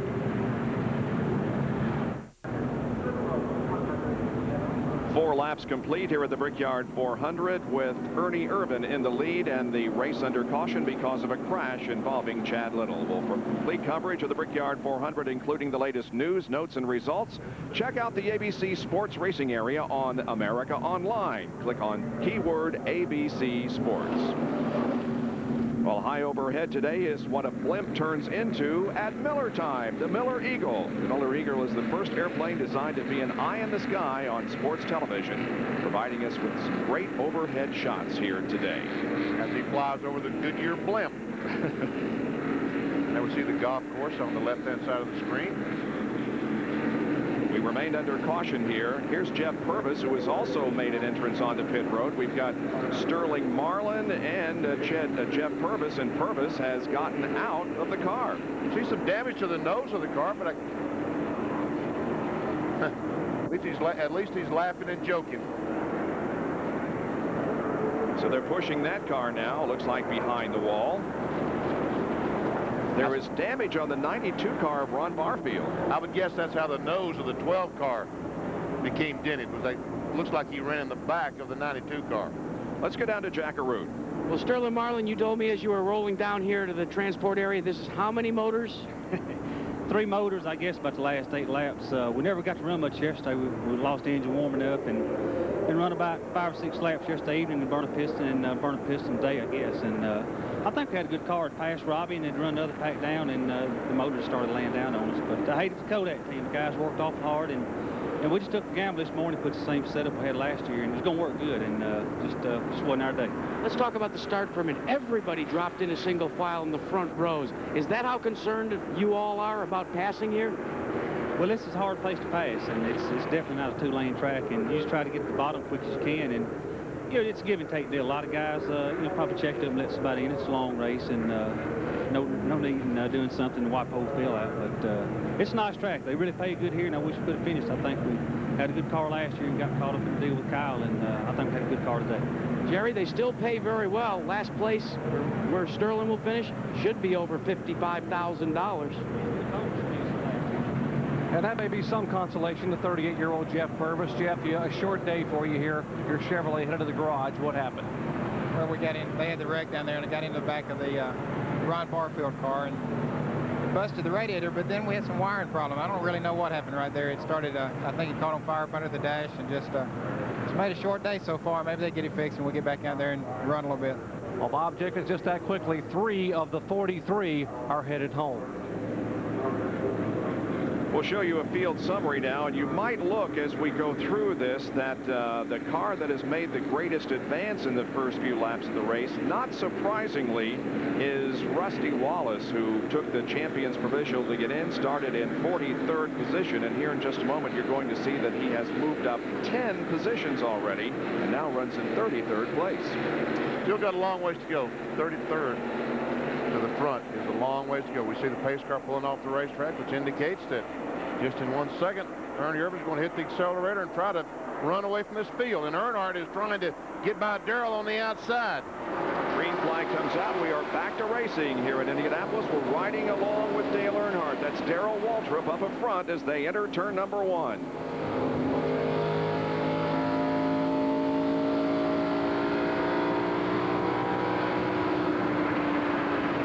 Back off the throttle. Back on the throttle.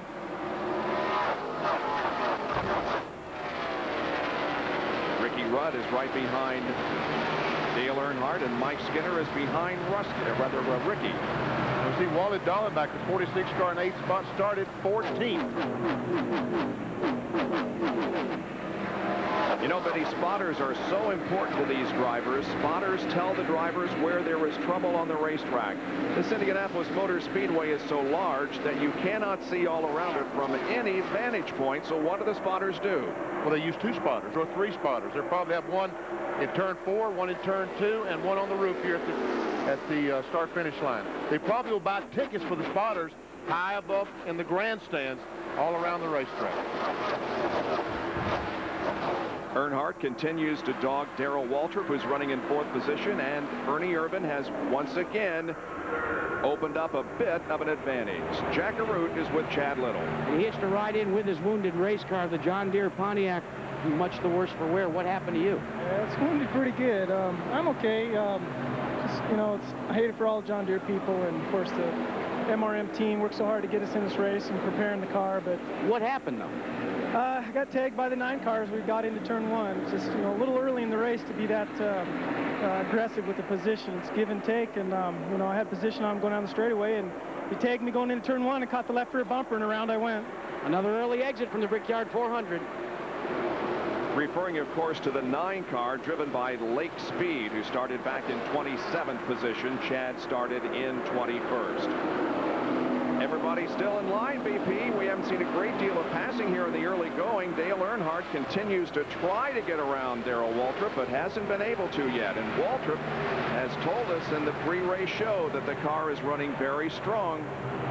Now we have some good battling going on in the back of the field. In fact, they're 3 wide as they come down the backstretch. There's Mark Martin, who's trying to move up. Jeff Burton.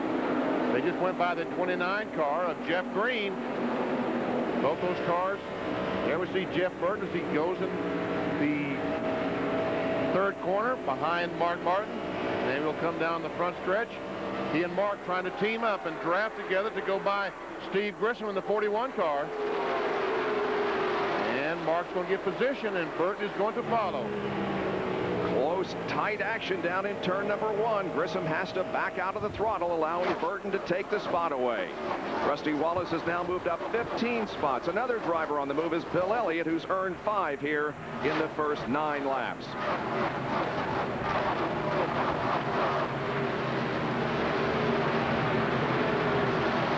There's Rick Mast in car 75. Mark Martin looking to the inside as they hit the end of the back stretch and into turn 3. No change of position there. Mark decided it was too late to try to make that move, but he is trying to make the move up in the short chute between 3 and 4. He does. He gets by the 75 of Mast. And here will come Jeff Burton, his teammate. And Steve Grissom will also try to hook up and go around. Drafting an important factor here on this racetrack, Benny? Well, they're running, at this point, these cars are running 200 miles per hour. And you know when cars are going that fast, they're breaking a tremendous amount of air. So, yes, drafting is very, very important. We're watching 23rd and 24th position, Mark Martin and Jeff Burton.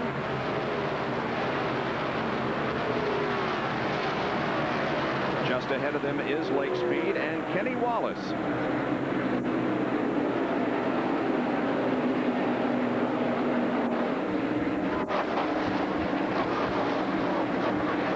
Kenny Wallace, we see there in the Square D car, a very, very happy young man when he qualified yesterday for the Brickyard 400. Let's see who's fastest out there. Ernie Irvin with the fastest lap at the line that time, 171.6. Looks like Bill Elliott maybe with the second fastest speed on the lap, 170.9. And Jack Arute has a report. Joe Nemechek is beginning to lose ground to the leader, Ernie Irvin. I checked with his crew chief, and the crew says he has developed a real severe push. They're not concerned about it this early, Benny Parsons. They said we can change it with air pressure, and they think the track's going to change a lot during the course of the day. Unfortunately, the track may get worse. That pushing problem may get worse. That's one reason that Ray Evernham and Jeff Gordon are so confident that they're going to be okay in the Brickyard 400 because they brought a car that would turn good, that would not push, that was pretty loose race car because they felt like that's exactly what happened to these cars as the race progressed. They would pick up a push. The leader has completed 13 laps here. The leader is Ernie Irvin. He's opened up quite an interval between himself and the second place car of Joe Nemechek and the third place car of Dale Jarrett. And once again, Dale Earnhardt is looking for a way around Darrell Waltrip. But Waltrip has good power down the straightaway. Claude Queen has done a good job with that 17 car, developing the horsepower. But you can see Earnhardt wants by. It's a 160-lap race here at Indianapolis. The 4th Brickyard 400 will return with more of this event after this message and a word from our ABC stations. Second caution is out on lap number 15. We've had a multi-car tangle over in turn number 2. Serious damage to Michael Waltrip's car. Yes, we see the right side completely gone. There we see Derek Cope's Skittles Pontiac. There we see Cope standing by the And look at the damage to the right front and the rear of that car. There were other cars involved and that spun around and received some damage, but those two cars were the one that got the most. Let's take a look at what happened. Now, Cope had just made a pit stop, was coming out of the pits, and heavy contact against the second turn wall. There we see Bill Elliott's McDonald's car going round. Now other cars are going to come into the crash, into the accident. There we see Cope already backing in the pits. Elliott goes around, and Michael Waltrip, heavy hits. That's who hit the 36 car in the front. Also Ted Musgrave, the 16 car spun. Yeah, Ted Musgrave was involved, so Bill Elliott also spun hard into the wall there on the left rear of the car, and then really heavy contact between Michael Waltrip and Cope. And Ted Musgrave goes down to the inside. Here's a slow-mo, and Derek Cope is by himself. We have no idea what caused the crash. Evidently a flat, I would guess a flat tire or something. There we see Michael Waltrip, boom! Elliott is still going around. Ted Musgrave comes into the crash. There's also Bobby Hamilton going down. I don't know that Musgrave and Hamilton hit anything. They will have to pit for tires, but I don't think they have any sheet metal damage. Beginning the two cars that were very seriously damaged, Derek Cope and Michael Waltrip, both drivers are okay. Cope is out of his car, and of course Michael did drive his car back to the pit area, but a lot of debris to clean up over there in turn number 2. There's the damage that Michael Waltrip did with the right side of his car. So we're slowed once again for the second time. 15 laps have been completed here at the 4th annual Brickyard 400 at the Indianapolis Motor Speedway.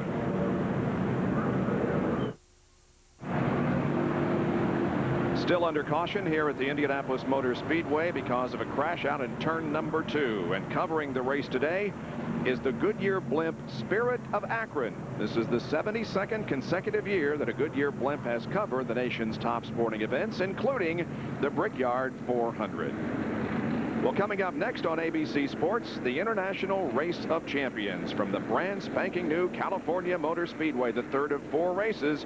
Mark Martin is in the points lead going into this race, but he'll have competition from Robbie Gordon, Al Unser Jr., and others, including Dale Earnhardt and Jeff Gordon, that are racing here with us today.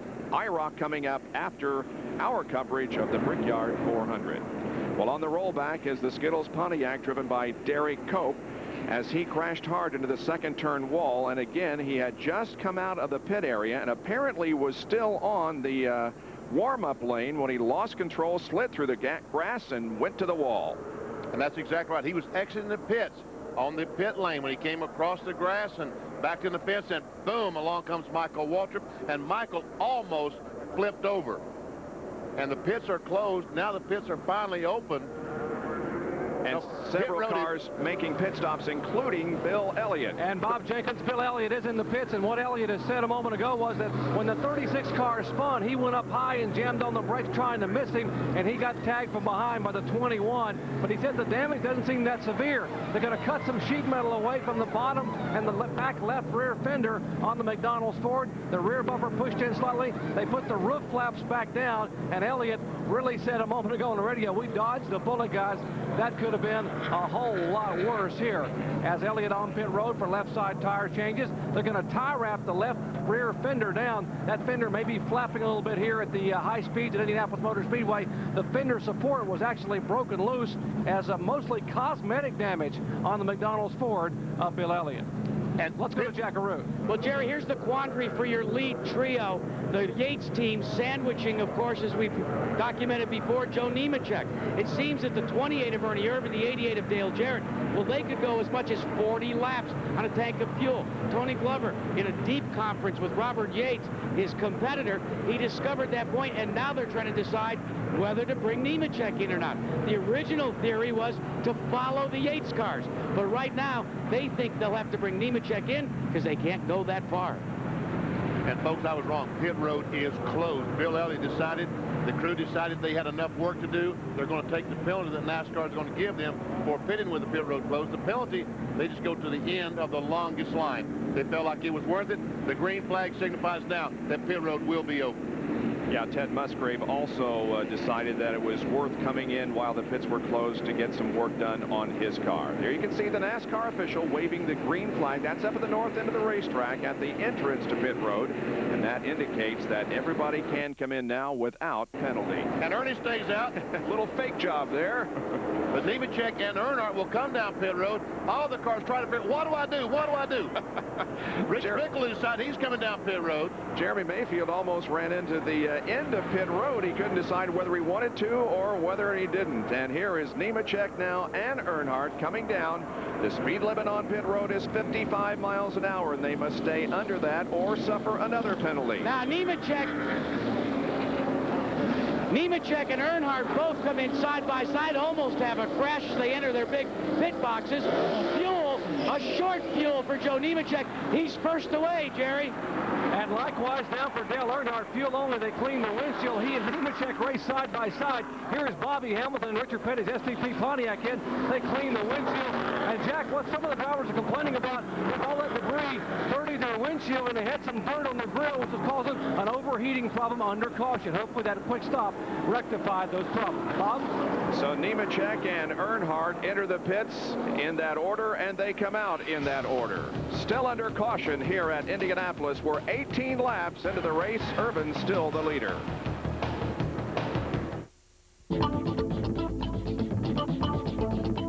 Monsoon presents Impressions of the Brickyard. Well, one thing, the surface. They take such good care of this racetrack. It's the smoothest track we run on. It's immaculate all the time. The other thing I like a lot is timing and scoring. I mean, they got scoring pods all the way around this racetrack. It really helps you set your car up.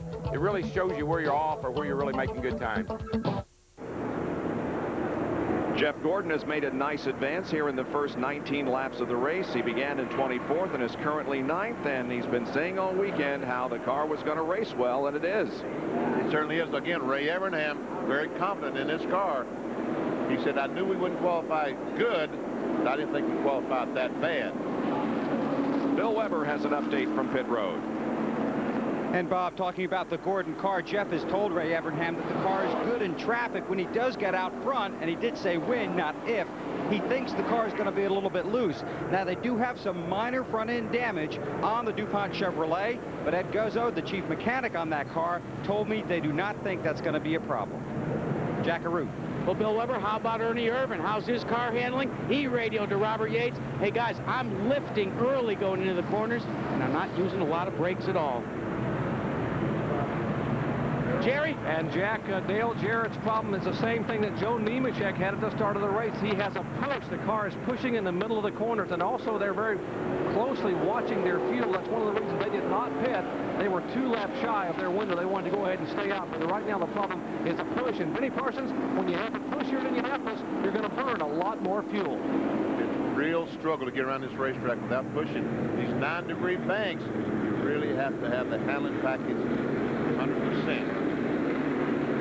Another driver who has moved up nicely here in the early going is Mark Martin. He started back in 31st position, and he's currently running in 13th. Just about ready to go back to green flag racing as the pace car has its lights out and should be turning left onto pit road. There it is. And the green flag waves. Ernie Irvin slams the accelerator to the floor, and we're back to competition.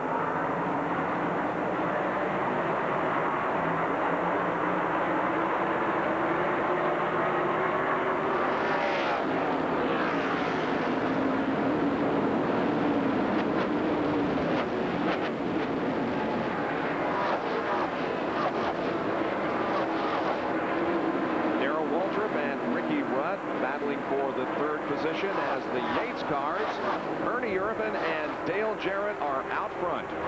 They finished that way last year, except in reverse order. Jarrett won the race, Irvin finished second. And so once again, the Robert Yates cars are showing strength here at Indianapolis.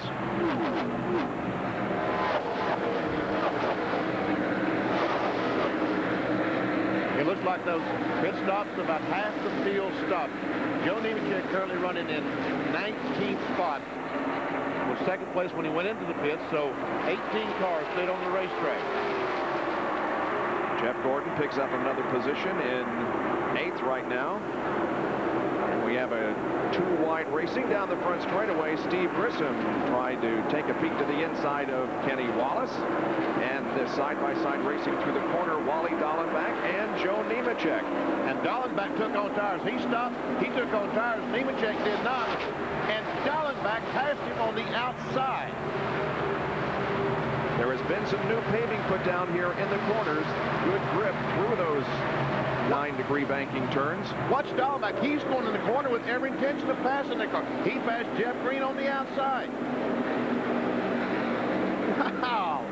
Meanwhile, Ward Burton comes to the inside of Kenny Wallace and takes away that position. Now Dallenbach will go to the inside, off the corner and down the straightaway.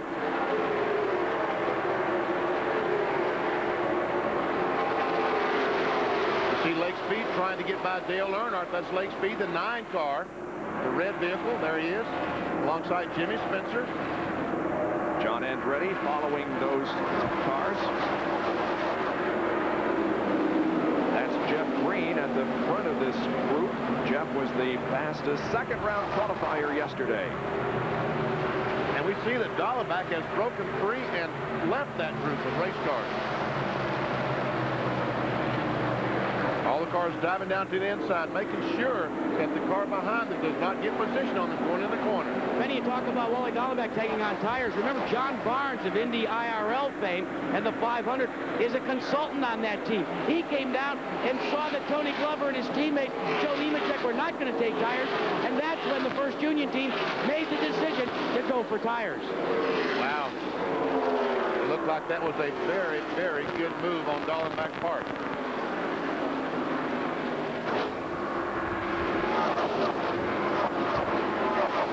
Last lap, speed for the leader, 172.107. We're watching Dale Earnhardt now on the back of Kenny Wallace. There is Ricky Craven in that red car. Craven also one of the provisional starters, but he has moved up now and is running in the 28th position. There's our leaders. We'll check the speeds as the cars come by the line this time. There we see that Ernie Irvan runs 171.841 mile per hour average. And we'll go back to Mark Martin, who's running that fast back in the 11th spot. We'll go back to the 46 car. He's running 170 and a half. It's hard to tell what kind of traffic situation he may be in back there.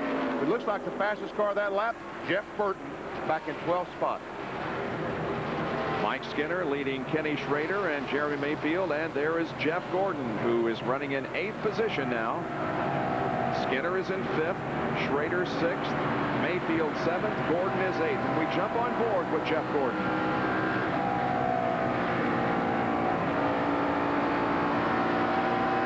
I said at the very top of the show, you see Fayetteville, North Carolina, 10,000 bone marrow donors registered this past week in Fayetteville, a new record.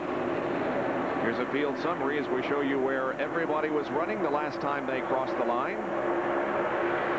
In parentheses on the right, the position in which they started. So Joe Nemechek, who started in 19th position, or started in 2nd position rather, finds himself in 19th, and Earnhardt in 5th at the beginning of the race.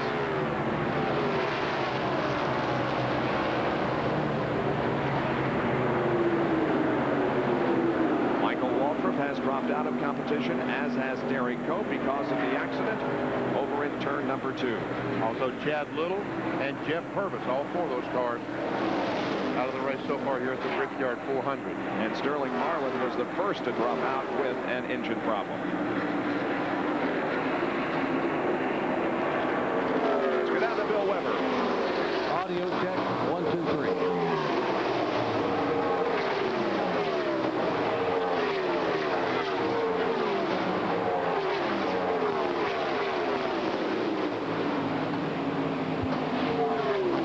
Can't find Bill Weber. He's down there somewhere, but the mic won't work right now. We'll get that fixed very shortly. There was his 31 car, Mike Skinner, Kenny Schrader, Jeremy Mayfield.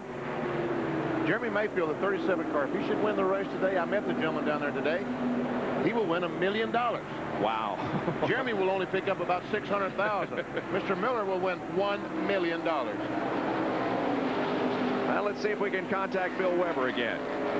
Well, Michael Waltrip, your Sitco Ford is badly bruised. You're covered with grass. You mowed the lawn out there, huh? What happened? Well, after the wreck, I caught on fire and drove through the grass to put it out. The Sitco Ford was making a strong move early. We had moved up toward the top 10. Unfortunately, I think the only thing that's going to help us now is an extra large Band-Aid. She's hurt. She's sore. How about that 17 car then? We talked about teammates. How about brothers? Well, I'd love to see him win this race, but I don't know if I can stand that dance again. Hope if you're there and he wins, keep his feet on the ground, would you? Michael Waltrip able to smile. He's out, but he's pulling for DW. He's referring to Darrell Waltrip's own version of the Icky Shuffle, and he did it after he won the Daytona 500 a few years ago, and he did it again when he qualified on Thursday. He did it, and like Michael said, I agree with Michael. And the dance, Darrell. There is Johnny Benson, along with Mark Martin and Jeff Burton. This is 10th, 11th, and 12th. The yellow Pennzoil Pontiac had the most laps here last year for the Brickyard 400. He eventually wound up in 8th position, but for most of the race, Johnny Benson had a very, very good race car.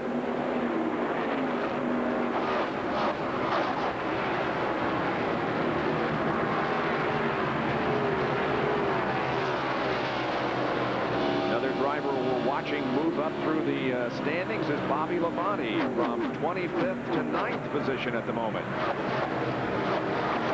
That's what I'm talking about. That green car that just flashed by. Running right ahead of Johnny Benson.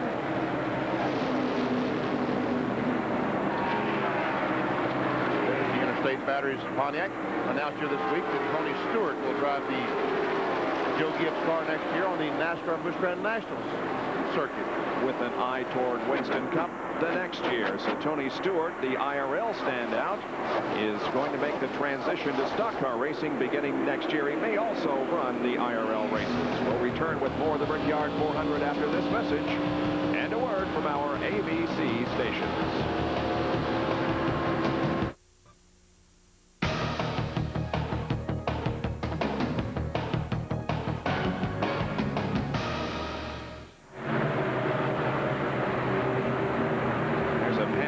View of the Indianapolis Motor Speedway on the near northwest side of the capital city of Indiana. Here's a pretty good little battle going on here. We've got Kenny Schrader and Jeremy Mayfield running nose to tail. That's 6th and 7th. Jeff Gordon is right there behind him. Yeah, the 8th place vehicle, the 24 car, the rainbow colored vehicle. Ernie Irvan has led every lap so far. He has a 2.3-second advantage on his teammate Dale Jarrett, as Darrell Waltrip runs in 3rd position. And Mark Martin has moved up nicely since the start of the race. He was 31st at the beginning, and now is up into the top 10. Bob Jenkins, watch for Dale Jarrett to lead a lap around lap 40. Why? Because his teammate Ernie Irvan is scheduled to pit. They will not bring his teammate Jarrett on the pit road at the same time because they want Jarrett to get a bonus points for leading one lap here. Dale Jarrett is in the battle for the NASCAR Winston Cup Championship. He is 152 points behind the leader in the Winston Cup standings. That, of course, is Jeff Gordon. There's a battle for 19th and 20th. Joe Nemechek, outside pole sitter, running 19th. Dale Earnhardt running 20th. No, folks, they did not fade back there. They made a pit stop just a few laps ago. Something these leaders are going to have to do pretty doggone quick. We talked about a fuel window being from 38 to 42 laps. So far, we've completed 34 laps.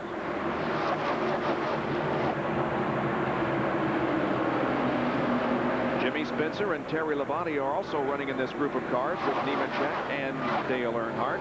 We're on board with Earnhardt. He's going to try to make a move down the backstretch. He drops to the inside, and at the end of the backstretch, he takes that position from Nemechek. Let's watch Jimmy Spencer. Oh, that's going to be close, and Nemechek barely sticks his car between the 23 cars and Dale Earnhardt. In the upper left of your screen at the line, the interval back through the top 15.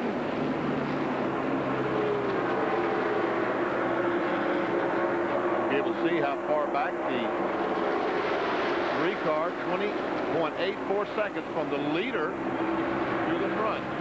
From the leader back to Dale Earnhardt. And we see Terry Labonte behind Jimmy Spencer started 38 and is currently running in the 22nd spot.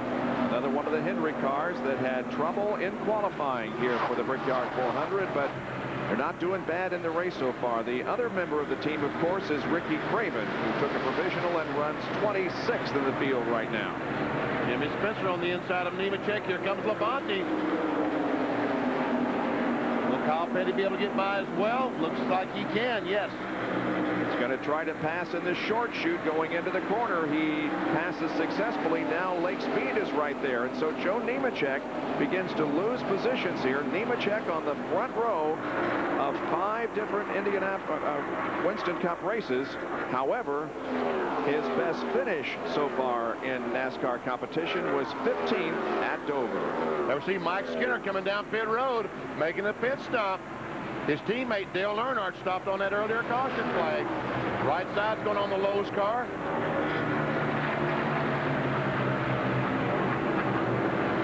Clearing the debris out in front of the radiator, making sure that there's plenty of air that can get to the radiator. So we can see what the strategy is going to be. A lot of 2-tire changes today. Be very, very few 4-tire stops. Martin and Burton once again. And Benny, when one of the top runners comes on a pit road, you know all of the crews strain their necks along these long pit walls to see exactly what was happening. That was the case here all up and down pit road. And Skinner was one of the first of the front runners to come in under green flag conditions. When they saw those 2 tires go on, it confirmed what their tactics should be in this first series of stops. Kenny Walton was just in the 81 car, 2-tire stop. He's back on the Speedway.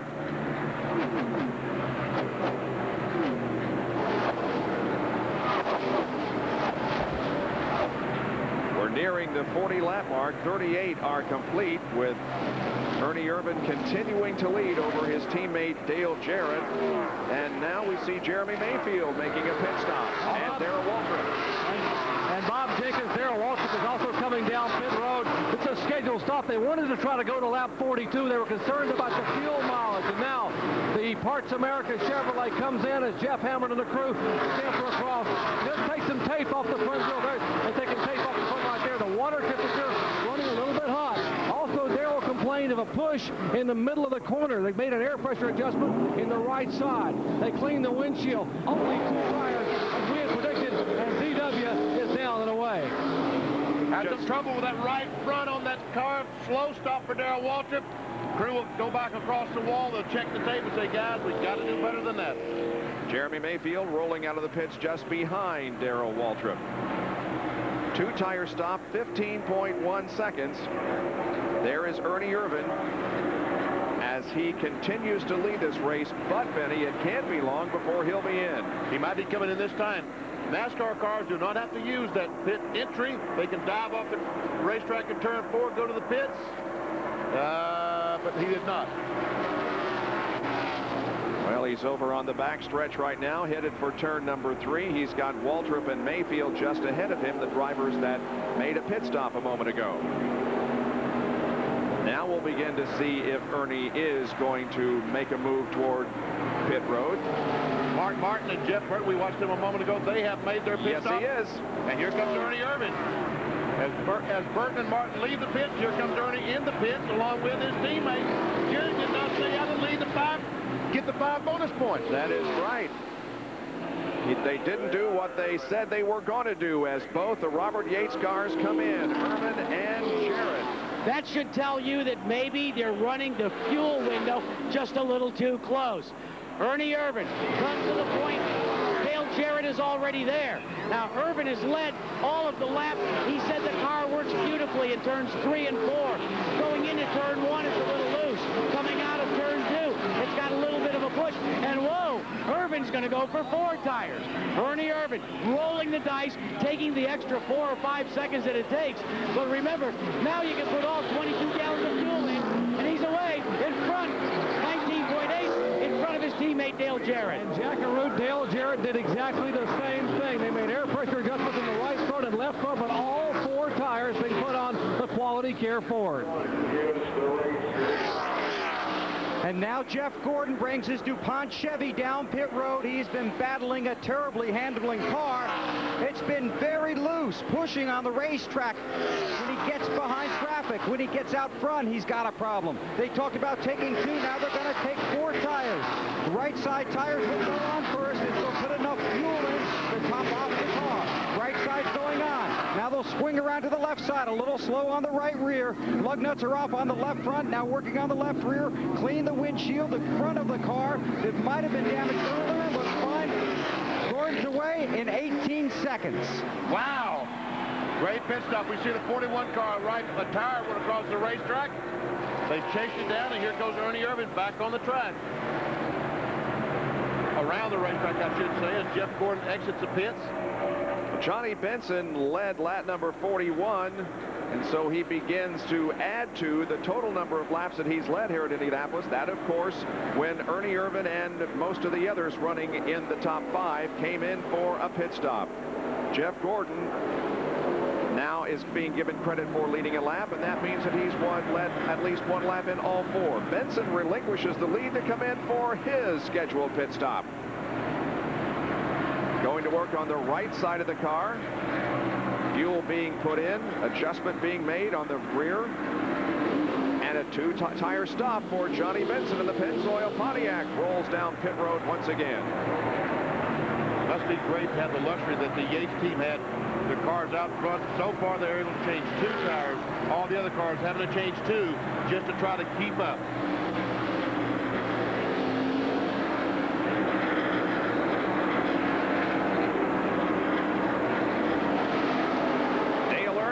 Is now in 2nd position. Jimmy Spencer is 3rd, and the 44 car of Kyle Petty is in 4th position. The 46 car is now the leader of the race, Wally Dallenbach. And Wally was one of those who made the pit stop early. And changed tires. These cars did not change tires, fuel only. And there we see Dallenbach as he is trying to put the 29 car, Jeff Green, a lap down. He has about a 4.5-second advantage, Dallenbach does, on the 2nd place car of Dale Earnhardt. So Wally Dallenbach, whose father raced here at Indianapolis 13 times, is leading the Brickyard 400. Brad Knopfsinger, the crew chief on this car, the sprint car racer from out California, said he's doing this till he gets him a good ride. There you saw the average speed of the race above 120 miles an hour, reduced because of 2 cautions that we have experienced so far. Crashes involving Chad Little, Derek Cope, Michael Waltrip, and others. See that Kyle Petty's been able to get by Jimmy Spencer and close it right on the back bumper of Dale Earnhardt. So Kyle Petty, great run today. Anytime you run on the white line on the bottom of the racetrack, Kyle Petty will run great. We talked to the Agajanians in our pre-race show over on ESPN. You're talking about Brad Knopfsinger. He used to drive for Agajanian. He was driving the sprint cars. Looking back from Dale Earnhardt's car, back to Kyle Petty. Guys, you may wonder when Dale Earnhardt will pit. Remember, they pitted early under that caution. And I was just checking with Larry McReynolds, and he said, you know, we took almost a full tank, a full can. That means 11 gallons. So they could probably go more than the 10 laps they consumed before they came into pit road in that early stop.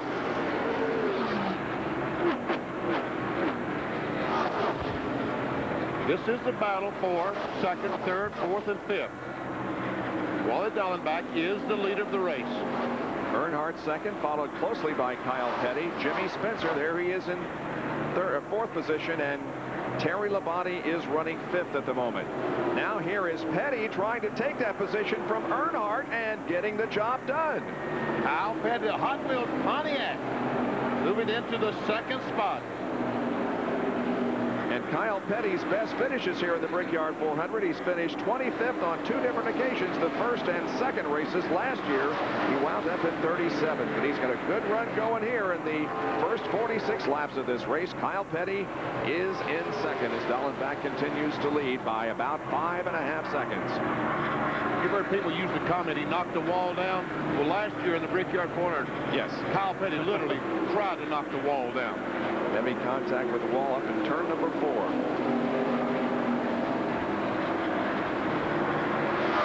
46 laps have been completed. The race is 160 laps long. They're the top 5 in the 4th annual Brickyard 400 at Indianapolis. The Brickyard 400 on ABC Sports. Brought to you by Chevrolet Trucks, the most dependable, longest-lasting trucks on the road. Pennzoil, formulated for today's stop-and-go driving. Stop, go, Pennzoil. Miller Lite, who reminds you that anything can happen at Miller time. And Monsoon, power, attitude, audio for the road.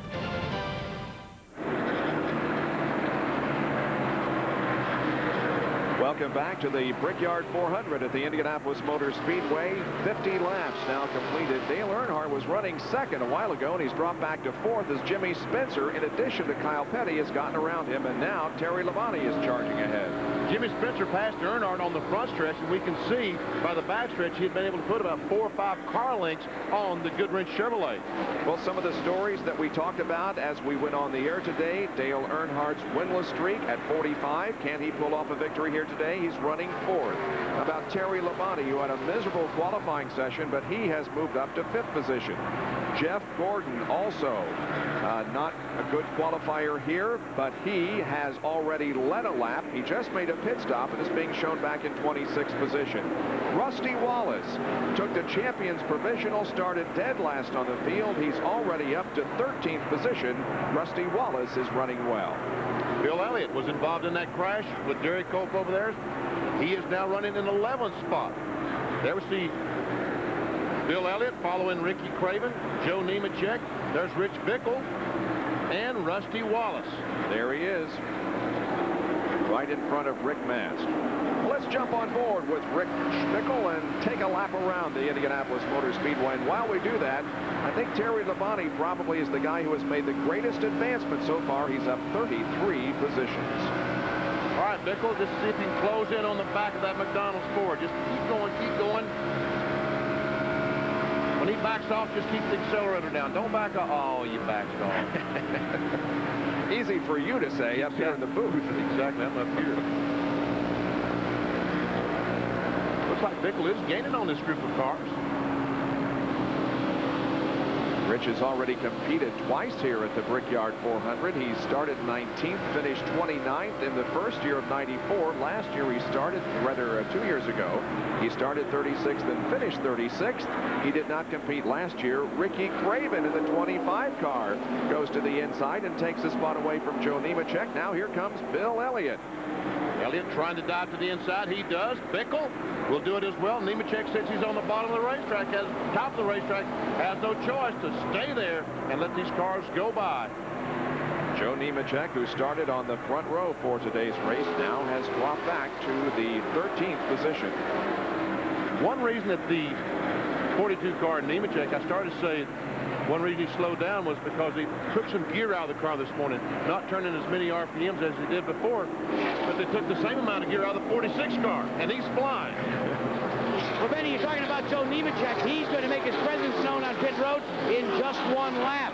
Remember, they're out of sequence as well from some of the front runners, so Nemechek has gotten a little bit more mileage, but he's going to have to make a green flag stop as well. So we'll watch for that in very short order. Ricky Craven, another one of our stories. He had a bad qualifying session, but he is now up to 9th position. So Ricky Craven, as you can see there on your scoring pylon, is in 9th, and this is the battle for 9th position as Elliott is in 10th.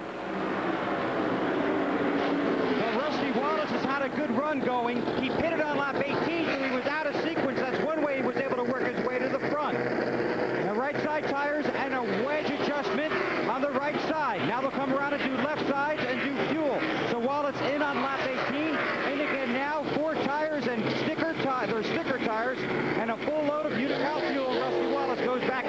but he loses all that track position he picked up by pitting earlier in the race. In the meantime, Bill Weber, Joe Nemechek has come out to pit road.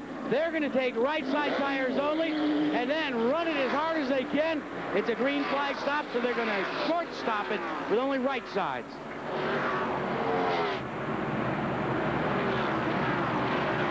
So Nemechek has run 54 laps and still has the same left sides he started the race on.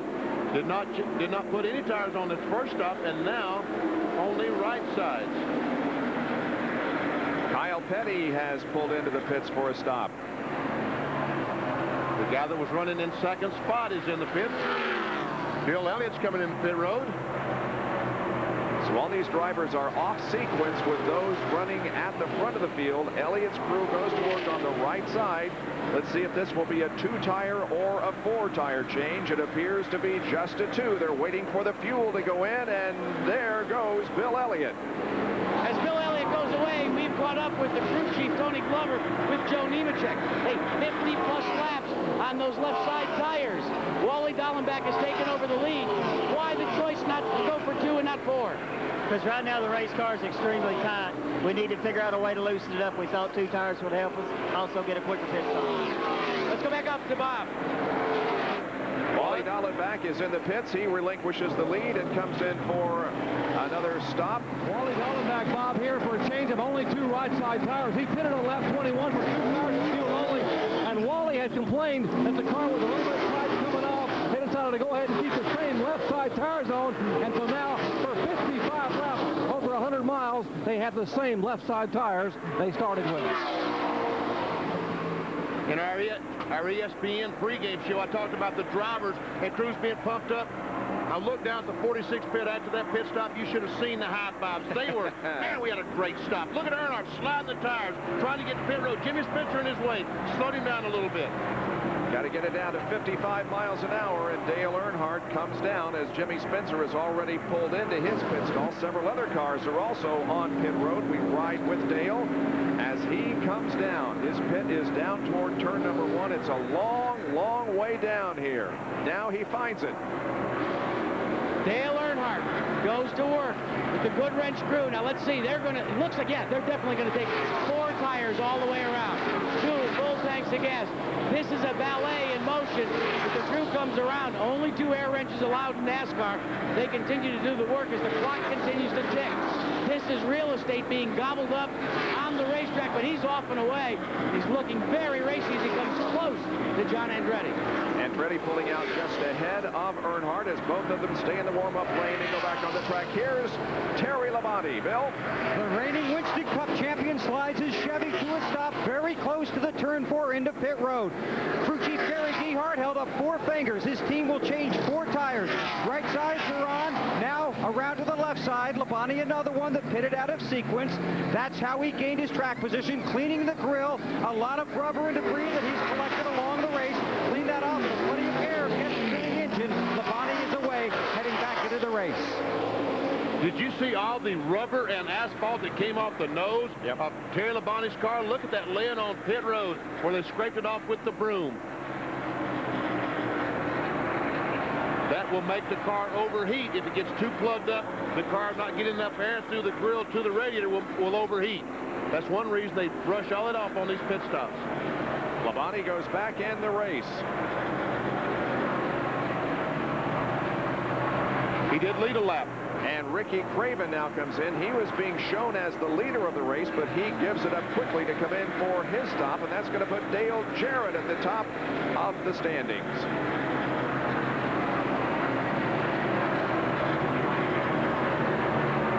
There we see the brush cleaning off the nose, making sure to get it as clean as they possibly can. Work is done. Ricky Craven smokes the tires, stands on the accelerator, and heads down pit road, ready to go onto the racetrack once again. So Terry Labonte, trying to win a 2nd championship in a row, did in fact lead a lap just a couple of laps ago, got those 5 bonus points. So the lead belongs to Dale Jarrett, but there you can see that his lead over his teammate Ernie Irvin is not that much. It's a matter of car lengths. Jarrett and Irvin running first and second at the Brickyard once again this year, and we're at the end of 58 laps, just 102 left to go in this year's race at Indianapolis. We'll be back with more from the Brickyard 400 right after these messages.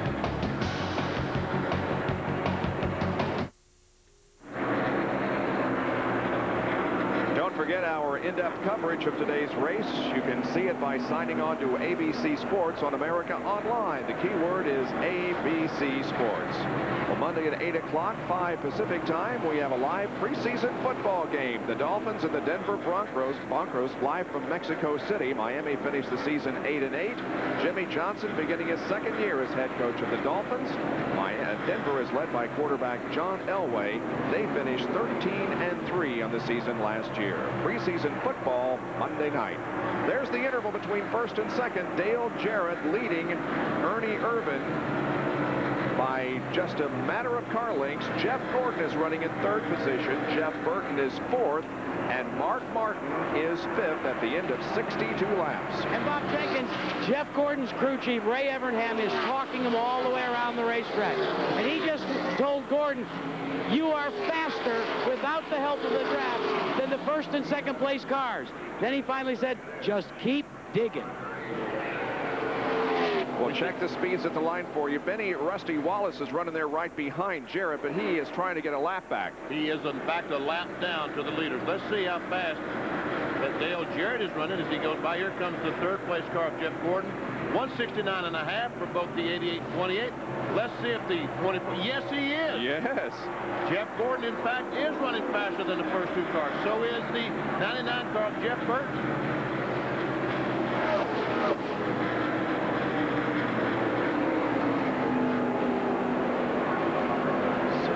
The third place car of Jeff Gordon, who has already led a lap today and picked up one of the bonus points. Now, we have had 8 different leaders and 7 lead changes in the race so far, with 63 laps completed.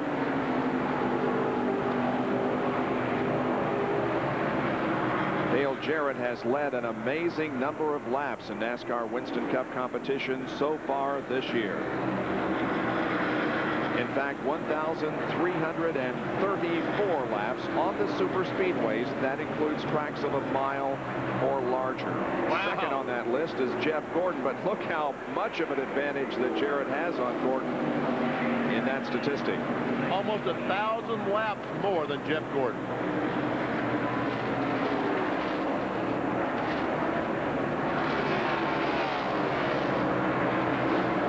Hey, Bob Jenkins on Dale Jarrett's last pit stop on lap 40, they made a very, very minor adjustment. In fact, it was a half a pound of air in 2 of the 4 tires. That's all it took. And Jarrett had a push prior to coming in. He just told Todd Parrott that the car is absolutely perfect right now. So that minimal adjustment had a huge impact on Dale Jarrett's quality care Ford. Let's check in with Bill Weber.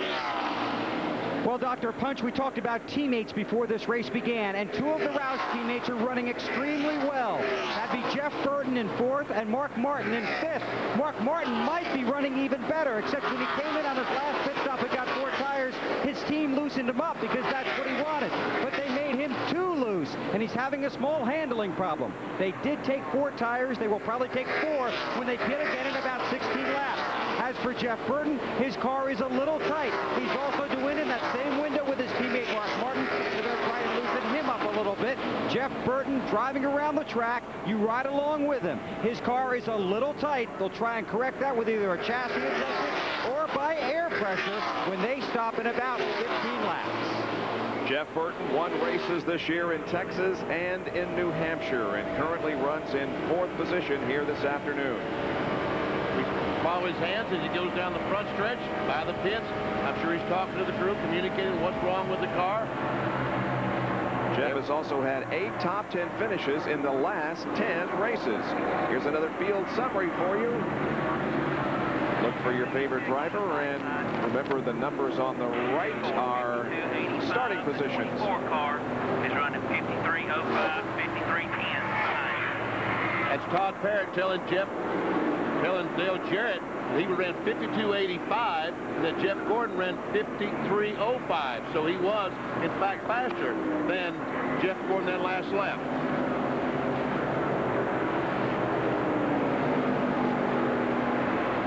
There is Jarrett and the advantage he has over Irvin. They pass the slower car of Brett Bodine down the front straightaway here at Indianapolis. 32 cars remain on the lead lap. Rusty Wallace is a lap behind. He's following the second place car, trying to get the lap back. Once again, the Robert Yates cars are showing pretty good effort here. Ernie Irvin just radioed his crew a moment ago and said he may be having a fuel pressure problem, so have to check that out, and he might hit in 10 laps.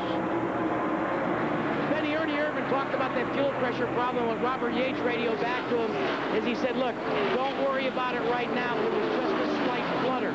Ernie checked it, and it seemed to have gone away, but you're right. They're going to come in 10 laps. They've got a little bit of a push when he's out front. So they don't know whether they want to change the adjustment on the car, so they said, let's just try some new tires and see how it's going. And now Irvin is radioed in. The fuel pressure is plummeting. It's down to 3 1/4, Benny. The right front tire is flat on Kenny Schrader's car. You see it coming in the pits. Off this thing. There was some communication from Ernie Irvin to his crew. Crew changes the right front on Schrader's car. The jack is down. Away he goes. Full of fuel.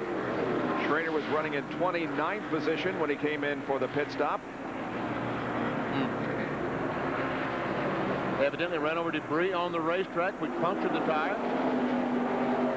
Dale Jarrett lengthens his lead a little bit on his teammate Ernie Irvin to about 3/4 of a second, and then it's almost 7.5 seconds back to the third place, Jeff Gordon.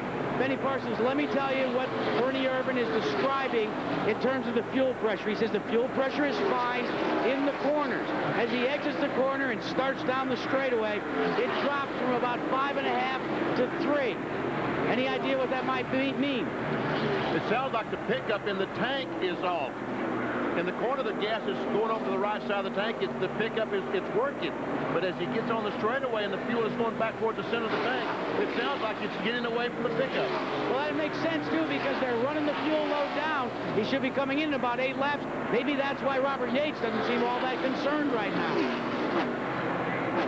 Ernie Irvin won the race in Michigan this year. He started from the pole position here, the 18th of his career. He's second right now to Dale Jarrett. Will return with more of the Brickyard 400 after this message and a word from our ABC stations.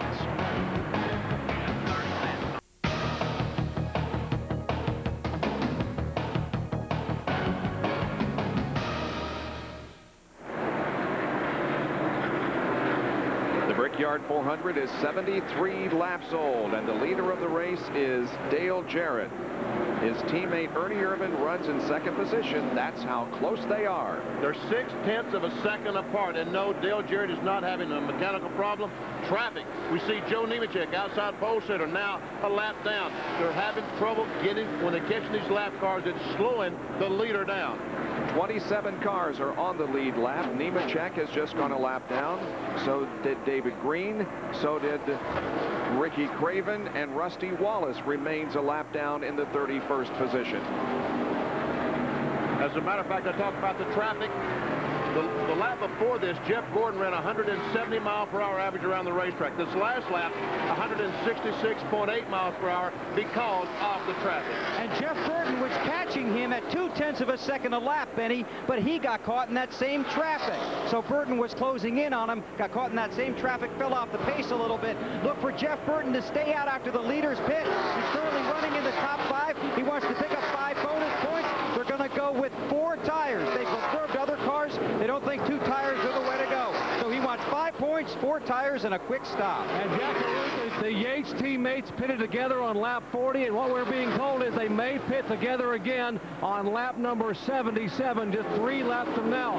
In order to make it on one more stop, they would have to go to lap 80, and would make their final pit stop on lap 120. Neither one, by virtue of what you were talking about with that fuel pressure, can make it past lap 79. So expect Jarrett and Irvin coming in 2 more laps. Well, show you the interval between the cars. It's 0.7 of a second separating first and second. Then it's almost 7 seconds back to Jeff Gordon, who's running third, and almost 9 to Jeff Burton, who is in fourth spot. There you can see that Mark Martin, car 6, is running in fifth position, 13.44 seconds back. Copy. Then we heard the spotter tell Ernie Irvin, pit with the 88. Did you hear me? Ernie said, yes, I did. I will pit with the 88 car. They're talking about a caution. They're talking about a caution flag. They got some debris in turn 1. But you see anything up that way? No. Now he's talking to the spotter that's located down in turn number 1, asking him if he could see any debris down there that might bring the caution out. Well, Darrell, the possibility he'll be hit next time by. Yeah, 10-4. He's coming this time, Ernie. Try to close up on his bumper when he comes. That was Mark Reno telling Ernie Irvin that Dale Jarrett is pitted next time by. 4 tires, guys. 4 tires. 4,300 second gear. 4,300 second gear. That's 55 miles per hour. 4,300. Good cold drink. Jarrett now is in the short chute to the north end of the racetrack. He'll come off quarter number 4 and turn to the left to enter pit road. Or does he? He didn't come in. After all that, and then he didn't come in. And Bob, that was actually Dale Jarrett's fault. Dale heard they were talking about a caution flag, so he decided to stay out and see if indeed the yellow flag did come out. The crew was here, though, waiting on him to come down pit road. And if we don't get yellow, Jarrett will come next time by. And that cost Ernie Irvin 2 seconds. Yeah. Because he had backed off to come on the pit road, and Dale Jarrett did come on the pit road, went around the racetrack. Ernie lost 2 seconds. Y'all clear behind you. 4,300 second gear.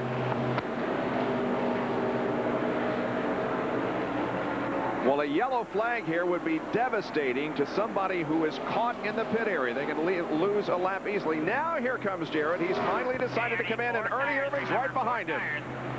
Pit road speed. And Bob Jenkins, Dale Jarrett will make a slight adjustment on the track bar, a half a round up on the right side of the track bar. Expect 4 tires. Remember everyone else changing too that first stop? It was Jarrett and Todd Parrott that wanted 4 Goodyear Eagles on his Ford Thunderbird. Here is Jarrett, our leader, coming to a halt. The defending winner off the Brickyard 400. They put the wrench in the right side window. Now a half a round up on the track bar. First can of gasoline in. The windshield being cleaned. Now left side tires going on. So now the second pit stop of the day. Dale Jarrett will get left side tires. He is down and away. And it's a turn 1. Let's go to Jackaroo. Let me interrupt you for a moment. A miscue on Ernie Irvin's crew. They thought he was going to only take 2. They being Ernie Irvin. They were ready to take 4. And Ernie began to pull away, and it already had the lugs loose on the left-hand side. This was a miscue. And of course, you can hear Ernie Irvin. I'm sorry, I'll double check a couple times. He is hot. He's talking to Mark Reno because Ernie Irvin thought that they were only going to take 2 tires. He began to pull away. A not so nice stop for the Texaco team. Benny, we heard very clearly not too many laps ago. You take 4 tires, Ernie, on that pit stop. Yeah, that's exactly right. As we get back on the racetrack, that's Rick Wilson in the 27 car. And showing sponsorship from our hometown NFL team, the Indianapolis Colts. Who won last night, I think. Yep. We will be halfway next time. Jeff Gordon is the leader of the race right now, since both Jarrett and Irvin have come in for their pit stops. You asked me about changing 2 tires. I said, that'd be fine. So he and Mark Reno right now trying to... And for it. Just calm down. Everything's okay. Now they're trying to get your pace back. That's exactly right. Now's not the time to worry about, we made a mistake. Let's just get this thing sorted out. And there's the lead of the race. Jeff Burton has made a pit stop. He wants to stay in front of that 24 car in case the caution flag should come out. Yeah, Jeff Burton is brought back to 19th position here on the pit stop, and he is in danger of going a lap down. But remember, he's got the fresh tires, and Jeff Gordon behind him has the older tires.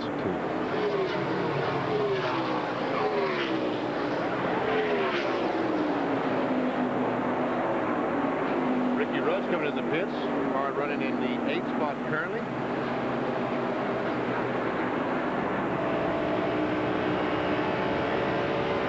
Looking back to, yes, Jeff Gordon, we see from the onboard camera of Jeff Burton, is coming in for his pit stop here at the halfway mark. We're exactly halfway through the Brickyard 400, and Gordon's on pit road. Jeff Gordon looking for his second win in the Brickyard 400. Wants to be the first guy to win it twice. No adjustments here. He's loose in 3 and 4 and tight in 1 and 2. So the driver will make the adjustments.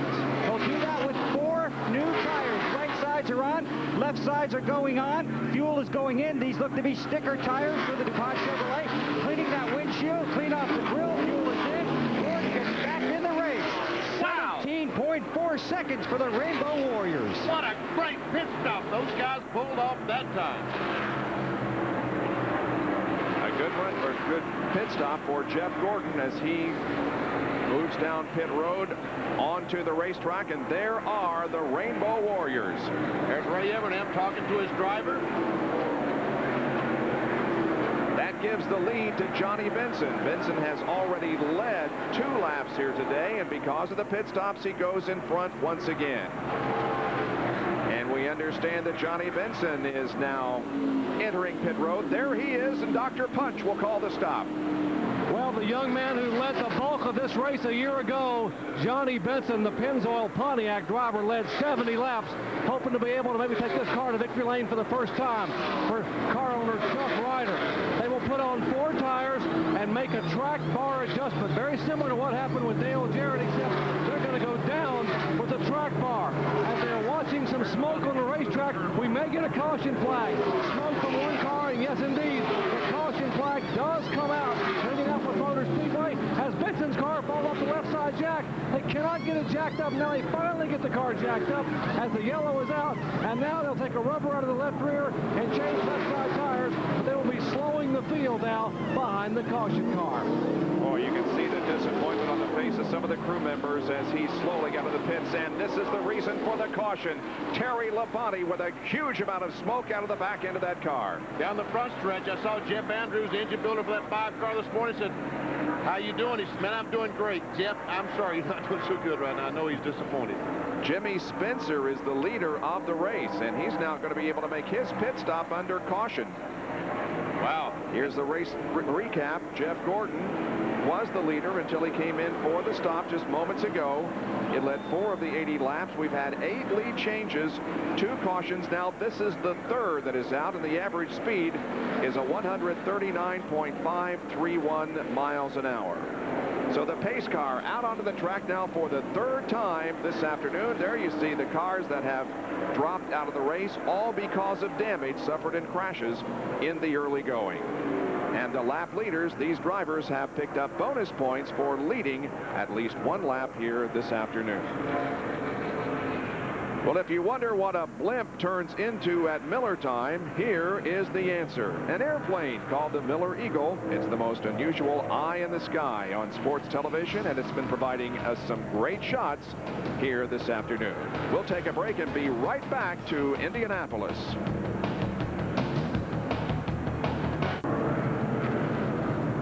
Back under caution at the Indianapolis Motor Speedway, the 3rd of the day. We had a blown engine down in turn number 1 involving Terry Labonte. That brought out the caution, and so we will line up for a restart. Well, Thursday, August 14th, ABC Sports will broadcast Holyfield versus Tyson 2, one of the most talked about heavyweight championship fights ever. Yes, it's the one in which Tyson bit Evander Holyfield's ear. Witness the melee that ensued after referee Mills Lane decided to disqualify Mike Tyson. It's on ABC Sports Thursday, August the 14th.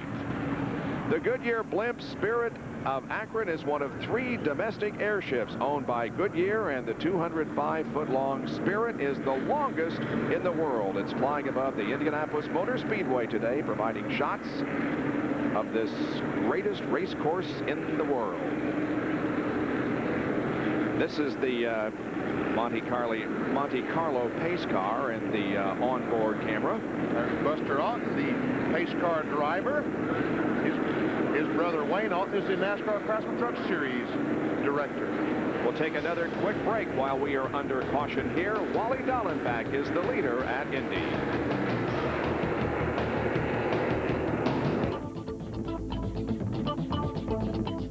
Chevrolet presents Impressions of the Brickyard.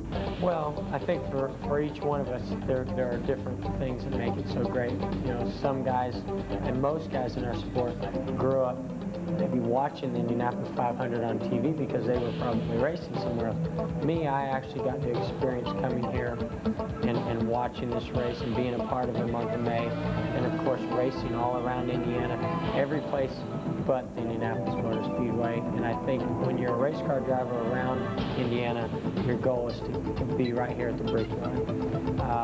And for that dream and that goal to finally come true, not in an Indy car, but in the inaugural stock car race, to me that was bigger and better than anything. Back at Indianapolis, the caution remains out. They're getting the racetrack in top condition to go back to racing soon. Let's go down to Jackaroo. Well, Terry Labonte wanted to know which camera was mine, because if you look around, there's microphones and cameras.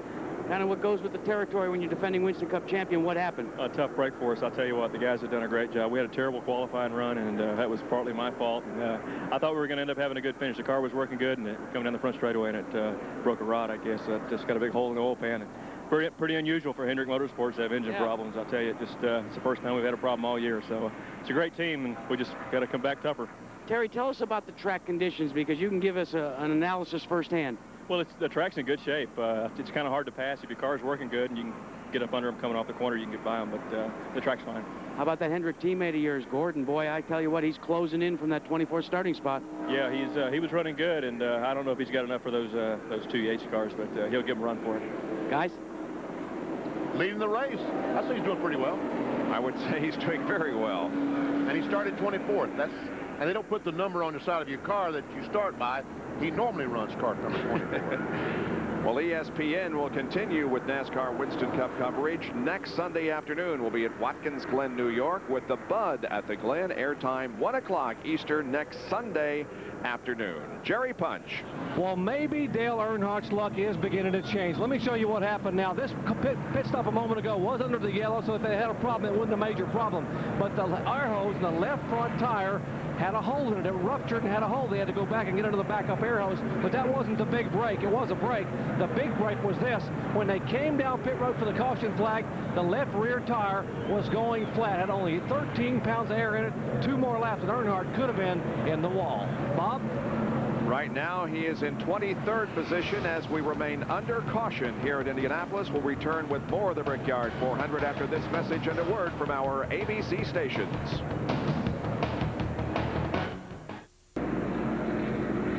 Welcome back to Indianapolis. We're just about set to go back to racing. The leader of the race is Jeff Gordon. Jeff Burton is second, followed by Mark Martin, Mike Skinner, and Ricky Rudd. Now, Dale Jarrett and Ernie Irvin are shown back in 8th and 9th position. And because of the timing of that most recent caution, we have several cars that are back on the lead lap, including Rusty Wallace, who is in 28th position. And the pace car is just about to exit the track. And right now, we have 33 cars on the lead lap. And Jeff Gordon, on the outside, the third car back, is the leader of the race. Now, those 2 cars ahead of Gordon, Green and Grissom, are at the tail end of the lead lap. Hey, look at this. Down into turn 1, they're side by side. That's Ed Berry in the 95 car. Looks like he's losing some fluid. And here comes Jeff Burton for the lead. Nope, didn't get it done. He may make a run at Jeff Gordon, though, as they come off the second corner and go down the backstretch. Let's watch him. Burton looks to the inside.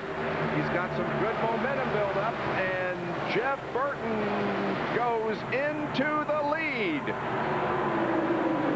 Can Jeff Gordon get back down in front of Mark Martin? Yes, he can. So Gordon holds off Mark Martin. Mark in third.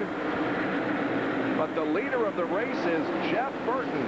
And during the last caution period, Jeff Burton's crew talked about trying to get around the race leader so they could get 5 bonus points as for leading the race.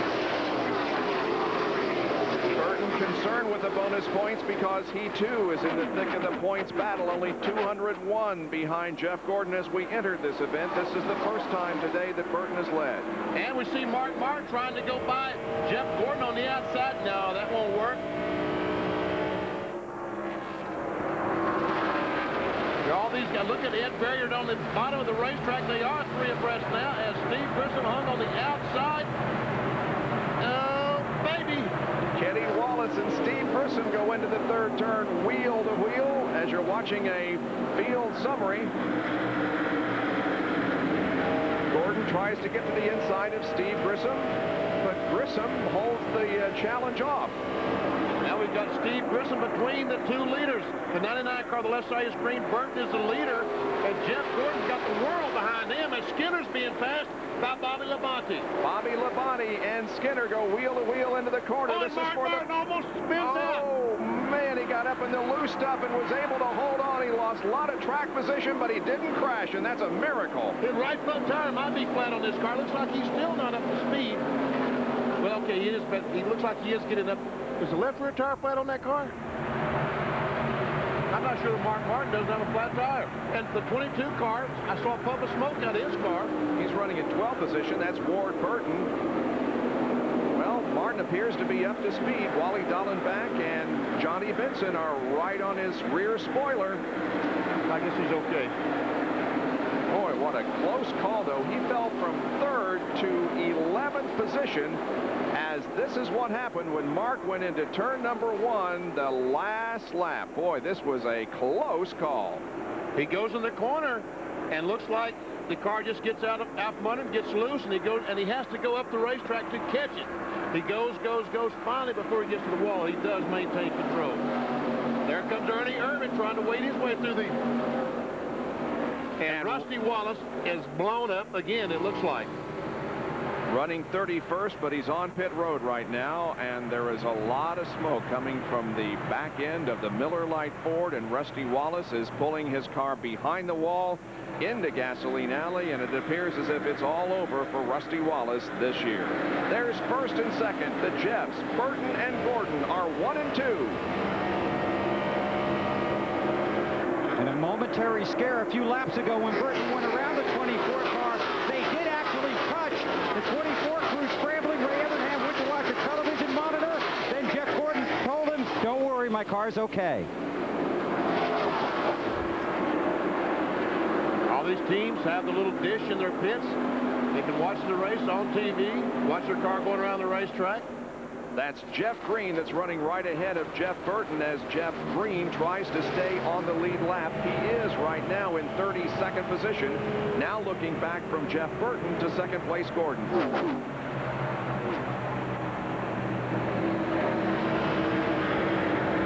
front 2 cars have been able to put a little distance between themselves and Ricky Rudd, who's the 3rd place car. Rudd is mired in some traffic now, some lap cars. And there comes Steve Grissom, trying to stay in front of Ricky Rudd. Check the speeds at the line. Burton was the fastest that lap by just a little bit over Jeff Gordon. And the 88 car has not been able to move forward. He is now in 10th place. He was 9th on the restart. He's back to 10th, and Ernie Irvin, the 28 car, has moved to 5th. And Benny Parsons, Dale Jarrett a moment ago radioed the crew and said, "I think we may have a tire going down." And he said, "It came back. Hold on, guys. I'll let you know next time." They came around another lap, said the right front feels a little bit funny. He said, "It may just be traffic and cars around me that's causing me to get loose." He said, "But the right front feels a little bit strange." He's going to ride right there for right now, and the crew very carefully watching the 88 car as it comes by. Jeff Green goes a lap down. Rusty Wallace has finished 4th, 2nd, and 7th here at the Brickyard 400, but not this year. Jack Aruth. Well, as Rusty Wallace came down into the gasoline area, all the way down here to the transporters, a lot of oil, blown motor. Describe the disappointment, Rusty. Well, there's a lot of disappointment. The whole week has just been a terrible week. I guess it happens every now and then to the best, but we unloaded with our own motor and blew it up before qualifying. We put our own motor in for the race and blew it up halfway through. So A lot of engine problems, a lot of engine problems. How does a driver of your caliber maintain a good frame of mind when you're having the kind of season you've had? Granted, you got a Richmond win. Well, I've been doing this for a long time, and I know there's a lot of ups and downs, and I just hate to have all the downs coming to one of the biggest races of the year, the Brickyard 400. But we got to go back, get organized, and get this thing straightened out, because this is totally uncalled for, and I know that. And I feel sorry for the sponsors and all the fans that got to endure this pain. Guys? Well, he told us earlier in the pregame show that his car owner, Roger Penske, is in attendance here at Indianapolis today, and it's certainly hoped that he could see Rusty win another one for him at the Brickyard, but it will not be this year. And Benny, the crew, is telling Jeff Burton just to be smooth and to float it into the corners. That's easier said than done. Yeah, especially when you look in the mirror. I'm telling you, leading the race, a race of this stature is hard, because you look in the mirror and you want to stay in front. You have a tendency to drive the car down in the corner just a little bit too hard to try and stay in front of that car behind you. Jeff Gordon closes in once again. Somebody missed the corner there. I don't know who it was, Jeff Gordon or Jeff Burton.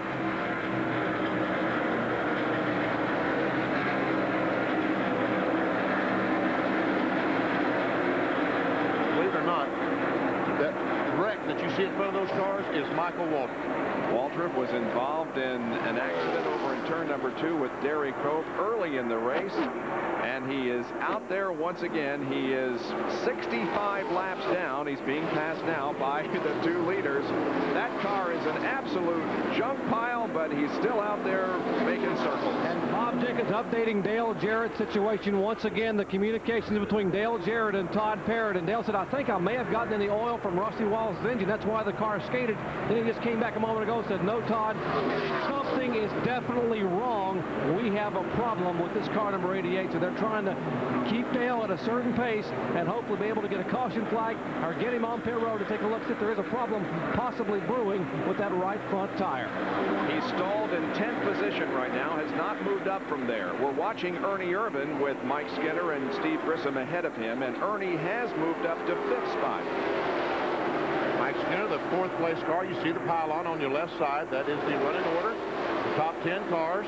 And just to update again some names that we've been mentioning frequently in this race, Dale Earnhardt, Mike Skinner's teammate, is running in 21st position now. Bob Jenkins, let's update you. Remember we told you before that last series of pit stops that the fuel pressure was dipping up and down on Ernie Irvin's car?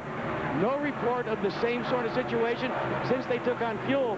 Robert Yates, one guy to be proactive, has already brought out a fuel pump out on the pit road in case, well, just in case. We'll show you the intervals now as the cars cross the line. We're watching Bobby Labonte and Jimmy Spencer, Kyle Petty, Jeremy Mayfield, Dale Jarrett. Labonte's able to make that pass on Spencer. Spencer goes to the inside, to the outside. Bobby Labonte says, I just passed you, Jimmy. Let me lead a lap and see what happens. 6, 7, 8, 9, and 10 there. The lead that Burton has over Gordon is 1/4 of a second. Just a matter of a few car lengths. And Dale Earnhardt is on pit road. Dale Earnhardt comes down for a pit stop. Jack Aruti's coming toward you. At 55 miles an hour, you'd think it was a centipede crawling across a giant leaf here on pit road. But Dale Earnhardt goes by, and his team will go to work, led by Larry McReynolds, Richard Childress, high atop, overseeing things with Earnhardt, his #1 driver. His Busch Grand National driver, Steve Bark, is watching as well, as they are going to take 4 tires for the man in black. The Intimidator also taking on as much fuel as possible, and they didn't have to take full 22 gallons.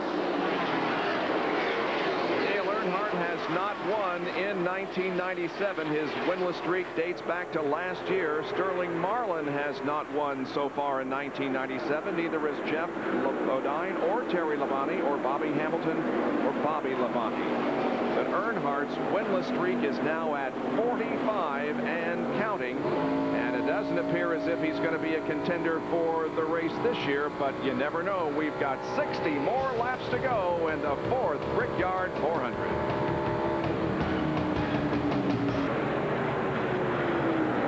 Back in Indianapolis, and we're beginning to see some pretty doggone good battles out there on the racetrack.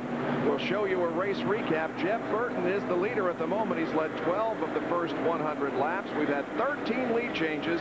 3 caution periods have held the average speed down to a little more than 133.5 miles an hour. Those cars that have dropped out of the race, most recently, Rusty Wallace and Terry Labonte have both experienced engine problems, and the other drivers that have dropped out have been because of damage sustained in accidents. No driver injuries, though, in the race. Here are those who have led laps. Ernie Irvan has led the most so far, with Jarrett in second position. And Terry Labonte did lead a lap today, so he gets those 5 bonus points. Also, Ricky Creighton, 5. Riding with Rich Bickle. That's Rich Bickle as he checks the mirrors, trying to get a little air into the helmet. Back to the corner, Rich. Time to put 2 hands on the wheel. There you go. Goes to the corner. And lets the car come off, up against the wall. Tell you what, he wasn't in that corner long, was he? No. I mean, that straightaway. That was a short shoot, obviously. Here's the leader. There are our first and second, Jeff Burton and Jeff Gordon. Running in third position at the moment is Ricky Rudd. Mike Skinner is in fourth, and Ernie Irvan is fifth, followed by Kyle Petty, Dale Jarrett, Bobby Labonte, Wally Dallenbach, and Mark Martin. So Dallenbach is having a really good run. Now, Dale Earnhardt made a pit stop a few laps ago, and it was not a scheduled one. He had been in 16 laps before that. Jerry, what's going on? Well, you're right, Bob Jenkins. We showed you that air hose. They went to the air gun that they were doing the pit stop that actually had a break back on lap 83. But when they didn't get the tire tight, they had the air hose fixed, but they thought they had the tire tight. Apparently didn't get it completely tight. It began to vibrate and vibrated loose, and that's why Earnhardt had to come down pit road and make the unscheduled stop to change that right front tire. A tough break for the guy, but wanted his comeback to be a big one here today. Well, Dale Earnhardt has completed all but 21 miles of a possible 7,433 this year in NASCAR Winston Cup competition. And there we see Dale Earnhardt currently running in, listen to this, folks, 32nd spot. I'm telling you, you stump your toe around here and you lose 15, 20 spots. Well, check out today's race on ABC Sports Online for the latest information on the track. America Online, keyword ABC Sports. Here's Bobby Labonte going to the inside along with Wally Dallenbach. And getting around the 41 car of Steve Grissom. Now Mark Martin. I thought he was going to try to make... Oh, and Grissom is loose coming off the corner. He almost crashed. He almost did. Mark Martin came off the corner, took the air off the rear spoiler in that 41 car, and you're right. Grissom almost lost control. Mark Martin runs in 10th position. Here comes Jeremy Mayfield. He's in 11th. Dale Earnhardt, as Vinny told you, is back in 31st position, a lap down. He just passed the 41 car. That was the passport position. We'll check the speeds the next time the cars come around and hit the line. They're right now over in the backstretch and at the north end of the racetrack. And you see, looking at the pylon, that Dale Jarrett in the Ford Quality Care car was back in 10th just a few laps ago, has worked his way back up to 5th spot. So obviously whatever problem he had, 6th spot, I'm sorry, he's been able to adjust his driving line around the racetrack and cure those problems. Here are the speeds. Well, on that lap, it looked like that Jeff Gordon was just slightly faster than Jeff Burton, although it was real close. But check out Ricky Rudd in 3rd place, faster than both of those cars. Jeff Burton might be slowing down just a little bit. This set of tires started out a little tighter than the last set. They only made half of the track bar adjustment they had talked about. When he pits around lap 120, they'll make the other half of the adjustment. Now you gotta watch the 24 pit stop when these stops come in just a few laps. First stop, 17.4. Second stop, 17.8. Why are these guys getting even better? Because last Thursday and Friday, an off weekend, they practiced at 6 a.m. Thursday morning and 6 a.m. Friday morning. Why so early in the morning? Because most of these guys have full-time jobs. They drive a truck for Harris Teeter, a Southeast grocery store chain. One guy drives a truck for United Parcel Service. One guy's a school teacher. 6 a.m. is the only time they could do it, except on Saturday or Sunday afternoon.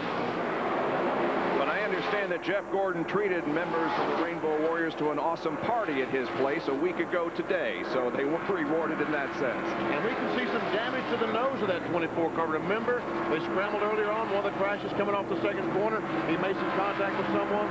There is some damage to the front of the car, but obviously not hurting the performance of the Chevrolet. Just to give you a rundown now concerning the point standings, Mark Martin came into this race only 64 behind Jeff Gordon. Mark Martin is in 9th position at the moment. Terry Labonte is already out of the race because of a blown engine. 4th in the point standings coming in, Dale Jarrett. He's 6th, and 5th in the point standings with Jeff Burton. He's the leader. Well, you see a field summary where all the cars are running. In parentheses on the right will be the position in which they started. And if points were awarded right now, Terry Labonte would fall to 5th in the point standings, replaced by Jeff Burton.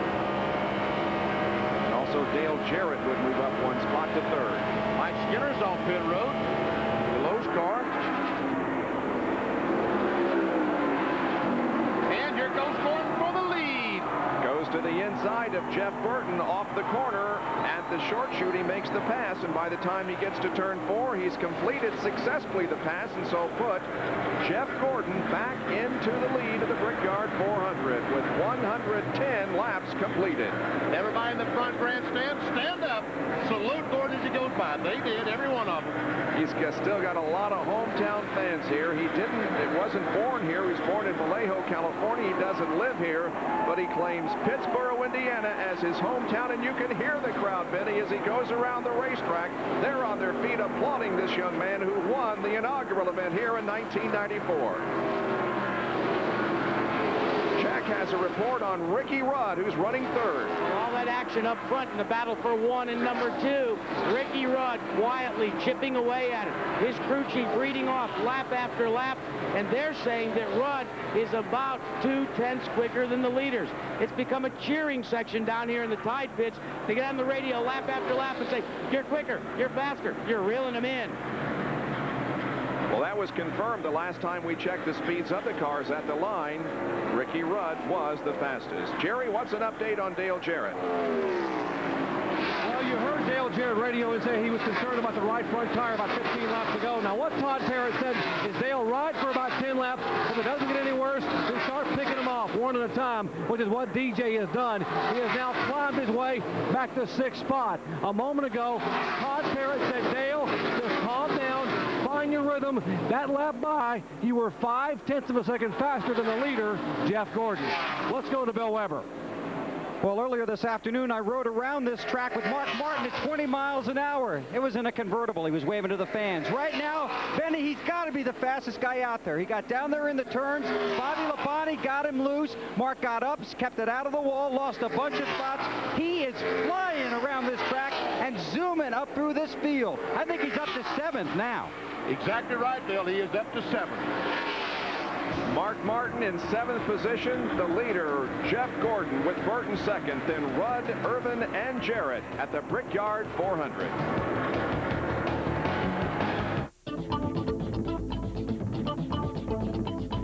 Miller Lite presents Impressions of the Brickyard.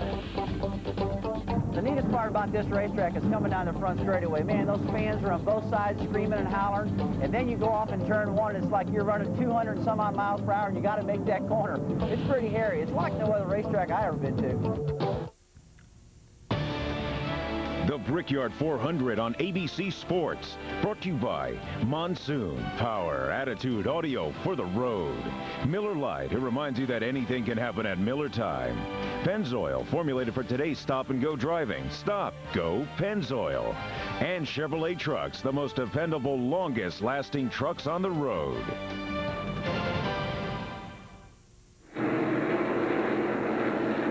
Caution is waving for the 4th time here at Indianapolis this afternoon. The pits are open now. The cause of the caution was an accident involving Joe Nemechek. He bumped the wall but has driven back to the pit area. And speaking of the pit area, things get very, very busy now.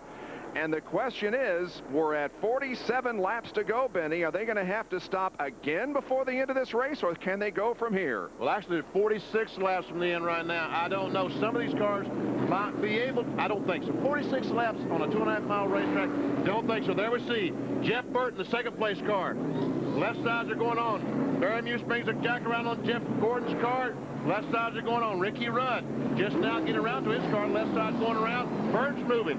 So is Gordon. Working being completed on Ricky Rudd's tied Ford. And they're making sure that they get that grill clean. Now he's moving at 19.7 seconds. So Gordon had the best pit stop. And we can see that Dale Jarrett had a great pit stop. He will come out about 5th or 6th spot. Ernie Irvin's going to lose a couple of spots when they come out of the pit. And you can really make up a lot of track position here if you have a good pit stop. Passing so difficult on this racetrack, and everybody's running about the same speed, so you'll want to work extra hard in the pits and try to gain a spot or two coming out. That's exactly what Bill Weber said on ESPN earlier today. A lot easier to pass on the pit road than it is on the racetrack. There we see Nemechek's car. That was the reason for the caution flag. And Benny, here is the incident that has brought us to caution once again.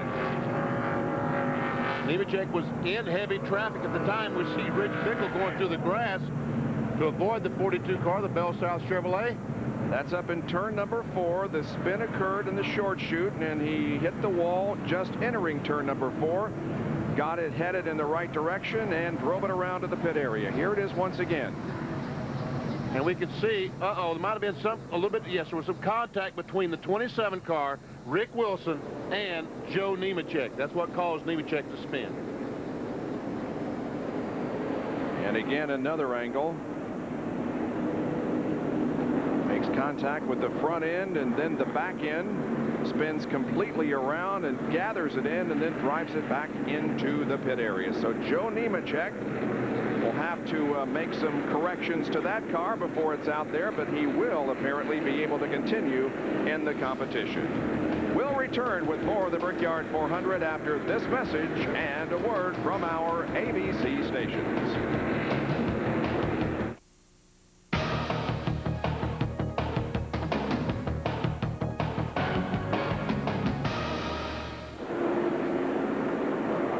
Next time around, we'll get the green flag and be back to racing. Let's go now to Bill Weber. Well, Jeff Gordon had told his crew before that pit stop that the car was real good, that he thought Jeff Burton was holding him up on the racetrack. When they came in, they had another great pit stop. In fact, they had a real good pit stop. They had a lot of other people concerned here on pit road that they might be able to make it the rest of the way on fuel. They can't. In fact, it's doubtful anybody can. For the 99 car, they had to adjust the track bar. He was a little too tight. Mark Martin was a smidge too tight, wanted to be a little bit looser. Well, Bill Weber, for third-place runner Ricky Rudd, they're still celebrating about their pit stop. But also behind me, they are trying to work the calculations right now. According to their crew chief and their gas calculator, they are going to be, this is the quote, about that short. They're wishing that maybe they can get an extra half lap. Let's update you as also what happened to Ernie Irvin. Why was it a long stop? They weren't sure till they went back and reviewed their own videotape of the pit stop, and they discovered the jack had slipped. It had to be pumped back up. And Jack, one driver who wanted to see that caution flag was Dale Jarrett. Very, very worried about that right front tire. And I'm going to tell Dale, as I tell the folks at home, that this is the right front tire that came off that car. They have checked the air pressure, the air temperature, the temperature of the rubber all the way across, and it was just fine. So now Todd Parrott says we've checked all 4 tires. We've made a slight adjustment on the car. The good news is the pit stop was 17.9 seconds. The bad news was they're going to come about 9 laps short of making it to all the way on this last stop. Bob? Boy, this is going to get good here toward the end, Benny. Do we have to talk? Can we just shut up and watch the race, right? Yeah, exactly. Here's the situation. Mike Skinner is the leader of the race. Jeff Gordon is second, followed by Jeff Burton, Ricky Rudd, Ward Burton, then Dale Jarrett, Kyle Petty, Mark Martin, Jeremy Mayfield, and Jimmy Spencer. Those are the top 10 as we start again to go back to green. The cars lined up on the left are those a lap down, and they include Dale Earnhardt. And he's alongside his teammate, Mike Skinner. Now, what do you think? Is he going to cut him some slack? I don't know. Let's see. Mike Skinner, of course, leading the Rookie of the Year point standings in NASCAR Winston Cup competition this year over David Green, Robbie Gordon, and Jeff Green. And here they come down the main straightaway. The green is waving, and we are back to competition, and it certainly looks as if Skinner is going to let his teammate Dale Earnhardt get back into the lead lap, but he also may let a couple of other cars now. That's the 29 car of Jeff Green. He's going to get by Skinner, hoping to get back in the lead lap. Here comes Steve Grissom. He's going to try. Mike Skinner stopped on lap 109, so he has 8 laps on his tires. The only reason he didn't stop because they all have to stop again anyway. And look here, Jeff Gordon goes by Earnhardt. What kind of problem does Earnhardt have? Yeah, Earnhardt just didn't come up to speed properly.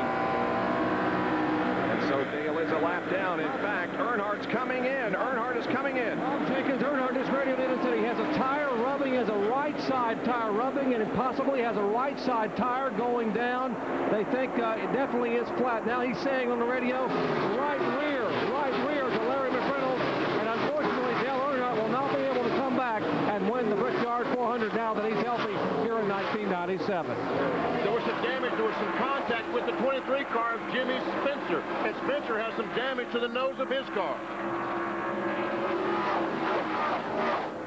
So Mike Skinner continues to lead, and now he's going to try to put Green a lap down. He let him by there at the start of the race, as he also did Earnhardt, but now he passes him, and Jeff Green goes a lap down once again.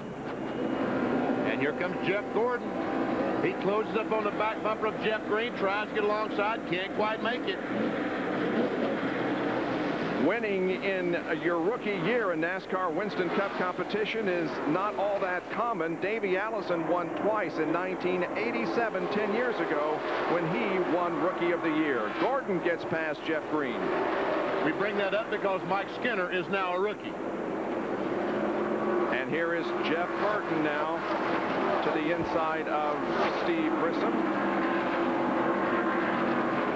And now there is one car between second and third position. The 88 car, Dale Jarrett, has been able to get by Ward Burton. He's now in 5th place.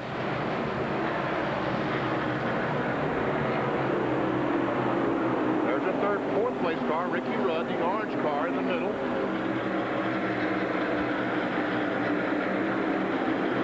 There's 1 and 2. Mike Skinner, the 31 car. Lowe's Chevrolet. The DuPont Chevrolet, Jeff Gordon in 2nd spot.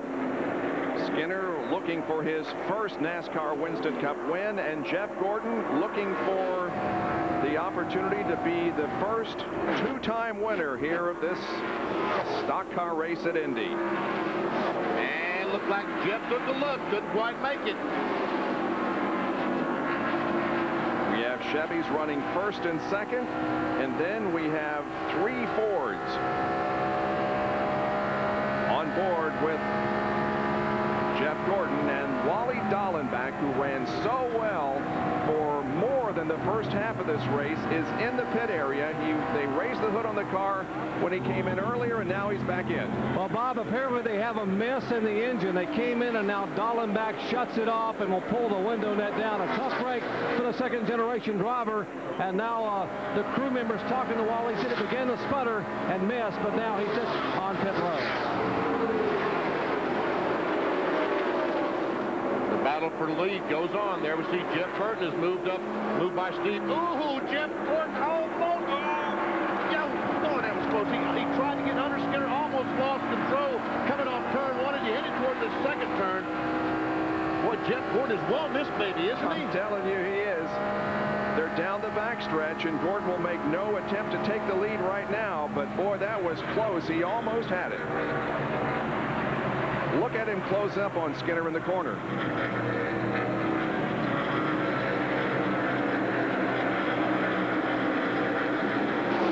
Guys, don't forget, Mike Skinner is out of sequence. He's the one driver of these lead group that have consistently pitted 4 and 5 laps ahead of everybody else. So Skinner may be out front, feeling the breath of the number 24 Gordon, but he also knows he's going to have to pit earlier than everybody else. We We've got 38 laps to go now. And again, the battle is up front for the lead. Mike Skinner in command at the moment, but Jeff Gordon is hounding him. And now Gordon looks to the inside as they come off the second corner. 5/8 of a mile down this back stretch. Jeff Gordon is going to pass Skinner and go into the lead. But Mike didn't want to give it up, did he? He did not want to give it up, but yes, put Jeff Gordon in front, and that was a big move, because if Mike Skinner was holding up Jeff Gordon, and that was allowing those fours to catch up to him, now Jeff Gordon has clean racetrack. If he has a fast car, which it looks like he does, maybe he'll be able to drive away from the Fords. Jeff Burton, Dale Jarrett, Ricky Rudd. At lap 120, Skinner was the leader. He just lost it to Jeff Gordon. We've had 17 lead changes now, 4 caution periods, a total of 18 laps, and the average speed a little above 132 miles an hour. We'll show you those drivers that are out of competition here. A couple because of mechanical problems and the others because of crashes. And now those who have led at least 1 lap. Ernie Irvin continues to be on the top of that list as leading the most laps so far. So Jeff Gordon now begins to pull away just a little bit from Mike Skinner. But hang on, because Dale Jarrett the last time ran a mile and a half an hour faster than Jeff Gordon. So both Burton and Jarrett appear to be closing in on the leader, Jeff Gordon. Back with more after these messages at Indianapolis.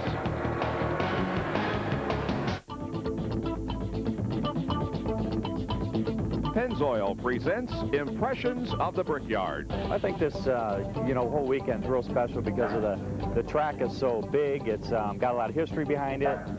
Got a lot of fans here. The fans are just unbelievable. And to come here to the Brickyard 400 on an extremely smooth, extremely fast racetrack is pretty neat. And to be able to go down these straightaways and see thousands and thousands of fans is a pretty incredible deal.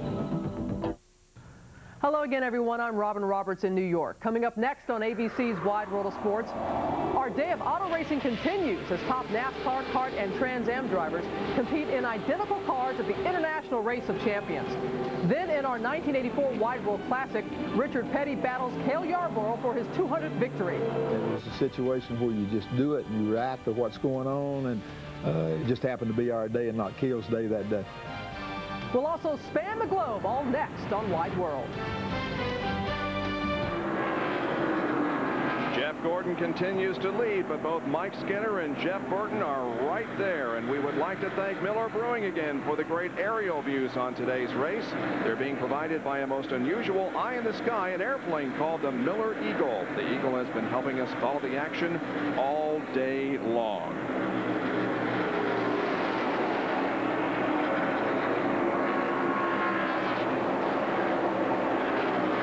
Jeff Gordon came out of corner number 4 a while ago as we watched Jeff Burton battle with Mike Skinner. Burton tries to get to the inside of him and can't, but watch him off the corner down the straightaway. Man, that was close. That I thought Burton was going on, and how he did go on is beyond me. And look, Dale Jarrett has caught up to this group. And a couple of laps ago, Jeff Gordon had a very intense and close moment coming out of 4. Now watch. That's Michael Waltrip that he's going by. He comes off the corner and right there just might have touched the wall a little bit. Looked like he touched the wall just barely as he came off the corner. Well, Ray Evernham has radioed to Jeff Gordon and told him to drive in easy and drive off straight. And now Dale Earnhardt tries to get his lap back, one of 2 laps back. He's just not going 2 laps down. Oh, okay. Pay attention. All right. They're 2nd, 3rd, and 4th. And not too far behind is the 5th place car, Ricky Rudd. And look how much room that Skinner caught on. And look here goes Jarrett by the 99. And there was contact between Earnhardt and Burton, it looked like. 3 wide down the backstretch. Who's going to come out with 3rd position? Jarrett. There was some contact between 3 and the 99. While these guys have been racing, Jeff Gordon has stretched out the advantage once again, and also Mike Skinner has been able to pull away from these 2 Fords. 2 Ford, 2 Chevys up front, and 2 Fords, 3rd and 4th. That was Todd Parrott talking to Dale Jarrett. Crew chief on the 88 car talking to his driver.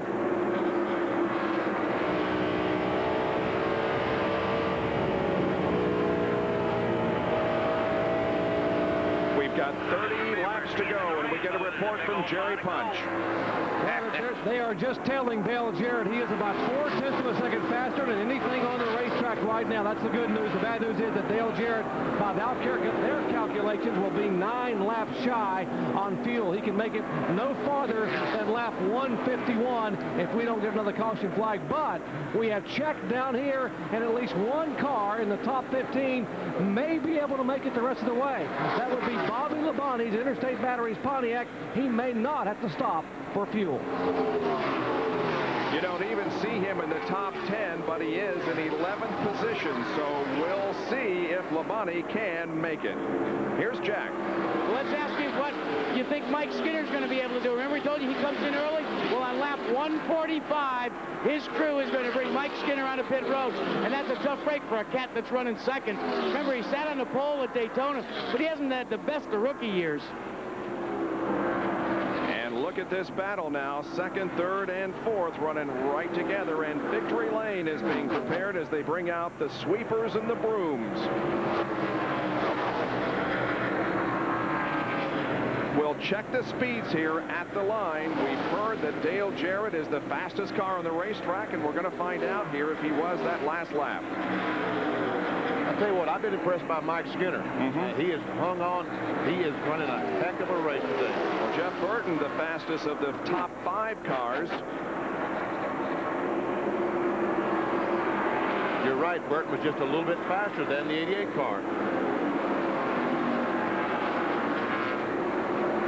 On the lap before that, Jarrett was the fastest. Just depends on how much traffic and how the lap goes. 28 laps to go.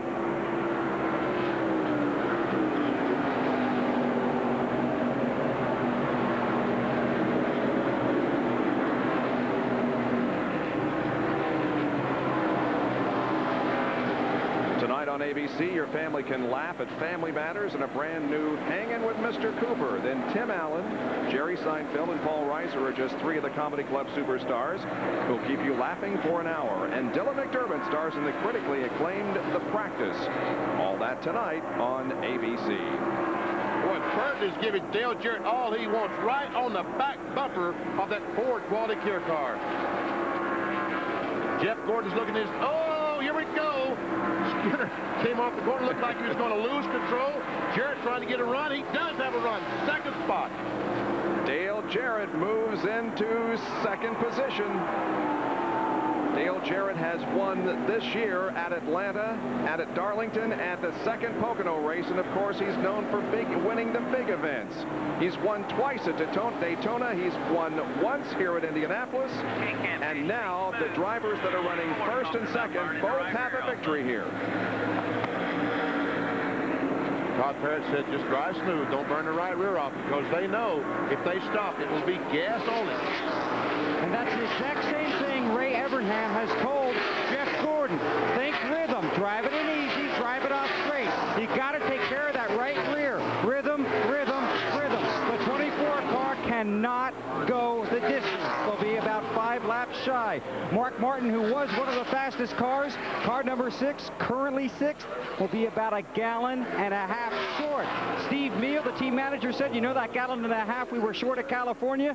Well, we need it here, too. And Bill Weber, listen to what they're telling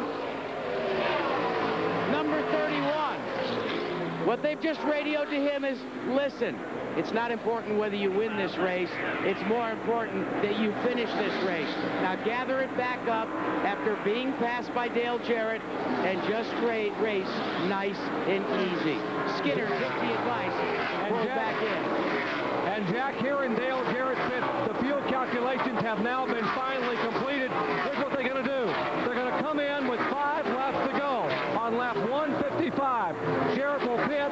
They will stop him for 2 seconds. That is 3 gallons of gas. That's one what he will need to run the last 5 laps. Well, Jeff Burton has tried everything he can to get into 3rd position over Mike Skinner, but hasn't been able to. And now Dale Jarrett goes for the lead in the short chute between 3 and 4, and Jarrett goes into the lead. Wow. How impressive is that? Jarrett's car is so fast today. There you go, Campy. We might have to stop for gas. They know who's got the baddest ass car here today. 24 laps to go, and Jarrett leads Gordon in the 4th Brickyard 400. Yes, sir. There's no doubt. The 88 car is the baddest cat in the alley today. There's no doubt about it. I'm glad you didn't use his terminology. The car in front of you has a tire rub on the right front. Just keep your eyes on it. Make sure he doesn't blow it going in the corner. That's Todd Fields, who's communicating with his driver, Dale Jarrett. There's the 42 he's talking about. His tires rubbing. These spotters see everything, don't they? They are the eyes of the race driver on the racetrack. You can only see what's immediately ahead of you, and those spotters keep the driver informed as to what's going on elsewhere. There's the first 4 cars. Dale Jarrett's the leader. Jeff Gordon is second. Mike Skinner is third. There's the 2 leaders. We got a turn 1. Hey, Benny. Yes. Remember the first Brickyard 400 here in 1994? The 24 car was following a Yates car. Well, then it was Ernie Irvin.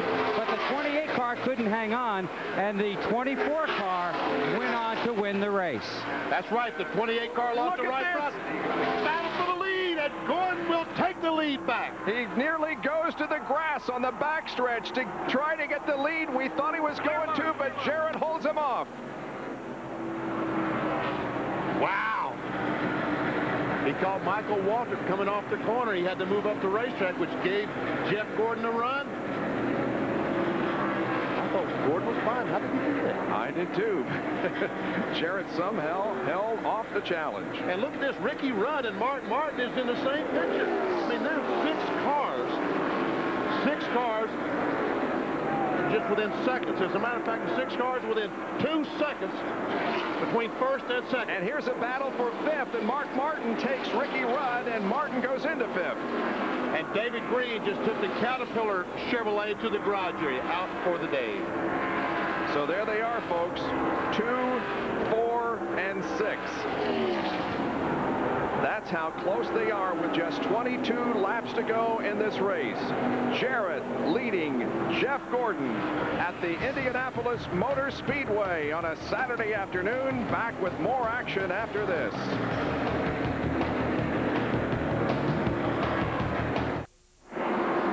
It's still Jarrett and Gordon up front. We have had a change of position. Mike Skinner is still running 3rd, but Mark Martin has moved to 4th. Burton back to 5th, and Rudd is now in 6th position and is about to be passed. No, Ricky Rudd just passed Jeff Burton. All right. Well, positions are being changed as we speak. Maybe Jeff Burton is backing off, trying to make it on gasoline. He might be gambling here. Let's go to Jerry Punch with an assessment of what's going on in the pit area and what will go on.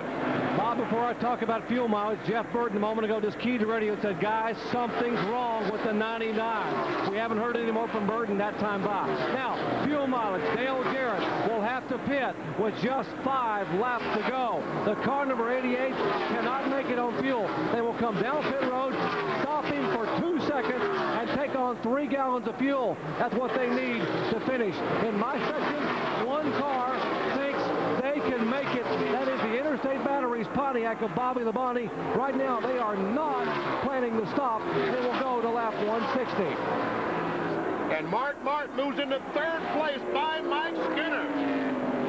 So don't count Mark Martin out of this contest by any means. 2nd in the point standings coming in, and he is having a great run. Jackaroo. Well, Mike Skinner has said that his car does not run well by itself. It starts to slow down. He should be on pit road in about 3 laps. It will be the first of the leaders pitting. One guy that has no intention of pitting, they're going to roll the dice with the Tide Rod. Your current 5th place runner, Ricky Rudd. I've talked to his crew chief. He said, what the heck? We're going for the Brickyard 400 win. Bill Weber, they're not going to pit. Well, Jack, Jeff Gordon's going to have to, with about 5 laps to go. Out on the track, he's looking for every bit of drafting help he can get, just in case maybe a caution would come out or something would change. But it's unlikely that would happen. Gordon will have to stop. Johnny Benson is driving the Pennzoil Pontiac. He had this conversation with crew chief Doug Hewitt. If they do a stop and go, do we have enough time to beat him down pit road? Doug Hewitt said it will be close. Johnny Benson, the gutsy young gun, said either way, it's our only shot. Let's go for it. Jerry Punch. Meanwhile, back on the car, number 99 of Jeff Burton, we saw slow a moment ago. Burton is now saying he thinks he has a tire going down. The vibration is getting worse and worse in the X-side Ford. He is going to come down pit road and change all 4 tires. But now apparently a caution flag. Robbie Gordon has apparently hit the wall. The car is up in the gray portion of the racetrack and will wait for a caution, but there is none yet. No caution yet. As the battle up front continues, and Benny, it's going to be interesting to see who can go the distance, who has to come in, and who maybe might run out if he does go the distance. Man, this is so exciting. We're just 16 laps to go. Guys, Mike Skinner radioed in that there was debris on the racetrack. He ran over it. He's concerned, and he's lobbying for a yellow flag with the trackside Winston Cup officials. His crew is saying, and I've heard Skinner say it himself, I've run over debris, and they finally said to him, just pit. And that is exactly what is happening. There's Jeff Burton coming in for the stop. Man, that is a tough break. How well that car ran. The X-side batter's Ford. Looks like they're going to change 4 tires. They've got a vibration. You can't be sure which one it is. Buddy Parrott back just cheering them on. As we see Robbie Gordon bringing the Coors Light Chevrolet down pit road. Right side damage on that car. Jeff Burton is back underway as he comes down pit road and onto the racetrack. And let me tell you something. When he hits the racetrack, you talk about driving like a... Oh, caution! Caution flag is waving. Oh, a tough break for Burton. Is he going to be able to get back out of the pit road? No, here comes the leader. Burton is going down pit road. It looks like Burton will win the race out of the pit road. Wow, that was close, though. Well, this is going to set up a really unusual situation. Burton, I don't know. He don't have to stop anymore. You see that? Now, the other guys are going to have to stop. Burton will be in front with 4 fresh tires. How about that? So Jeff Burton may have chosen exactly the right time to make that pit stop. He could be the winner here this afternoon. At least a real good chance to win this thing. And now this is going to allow all of that strategy to go down the drain because everybody comes in, tops off, and does whatever he has to. But again, track position is very important. You want to do as little as possible on pit road. It's going to be about 10, 12 laps to go when they throw the green flag. Jeff Burton has 4 fresh tires, which really forces these other guys possibly to change tires as well. Man, are these crew chiefs wondering right now, what do I do?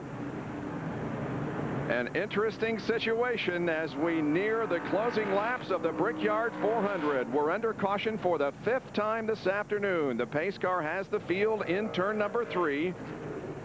The reason for the caution was debris from the incident involving Robbie Gordon. There he is coming off the corner and slamming against the wall. And there was debris that came from his car, and NASCAR threw the caution. Now you can see that pit road is closed at the moment because the pace car has not gone by pit road to open up the pit road. We see the green flag in the Winston Cup official's hand. As soon as the pace car comes off the corner, he should start waving that green, which means, yep. There it is. All right. And Benny, this is a good break for Mike Skinner. As he said, he ran over the debris, thought he had a flat. Now, these tires do have interliners to keep them rigid. But he also said... I thought Mark Martin was going to stay on the racetrack. 18 car stays out. Bobby Labonte does stay out there. So does Johnny Benson. But a lot of activity on pit road. Mark Martin has already got necessary fuel, and he's away. Didn't change tires. They're going to do the same thing to Jeff Gordon, but make an adjustment there in the back end. With just 1 round of bite in the 24 car. The 88 car. Gas fuel only on these cars. Still, Jerry will win off that battle on pit road, but they've got to fall in behind all these cars on the racetrack. Mark Martin has to follow the 99 car.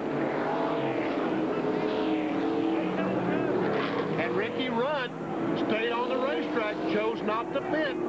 He will be our leader when we go back to green flag. Man, oh man, this thing is really, really something. Well, we heard that he was going to try to stretch it and even didn't take the opportunity when it arose there under caution. Hey, Benny Parsons.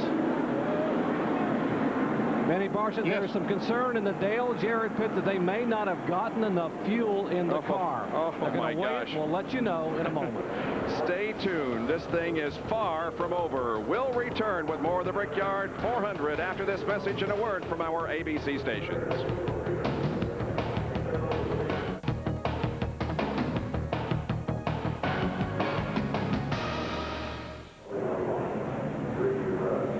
We have less than 12 laps to go here in Indianapolis in the Brickyard 400, and we are under caution. The Goodyear blimp Spirit of Akron is 1,000 feet above the track and covering the course at 35 miles an hour.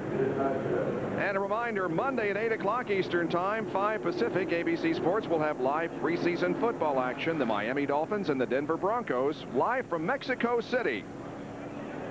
Miami finishing the season, of course, 8-8.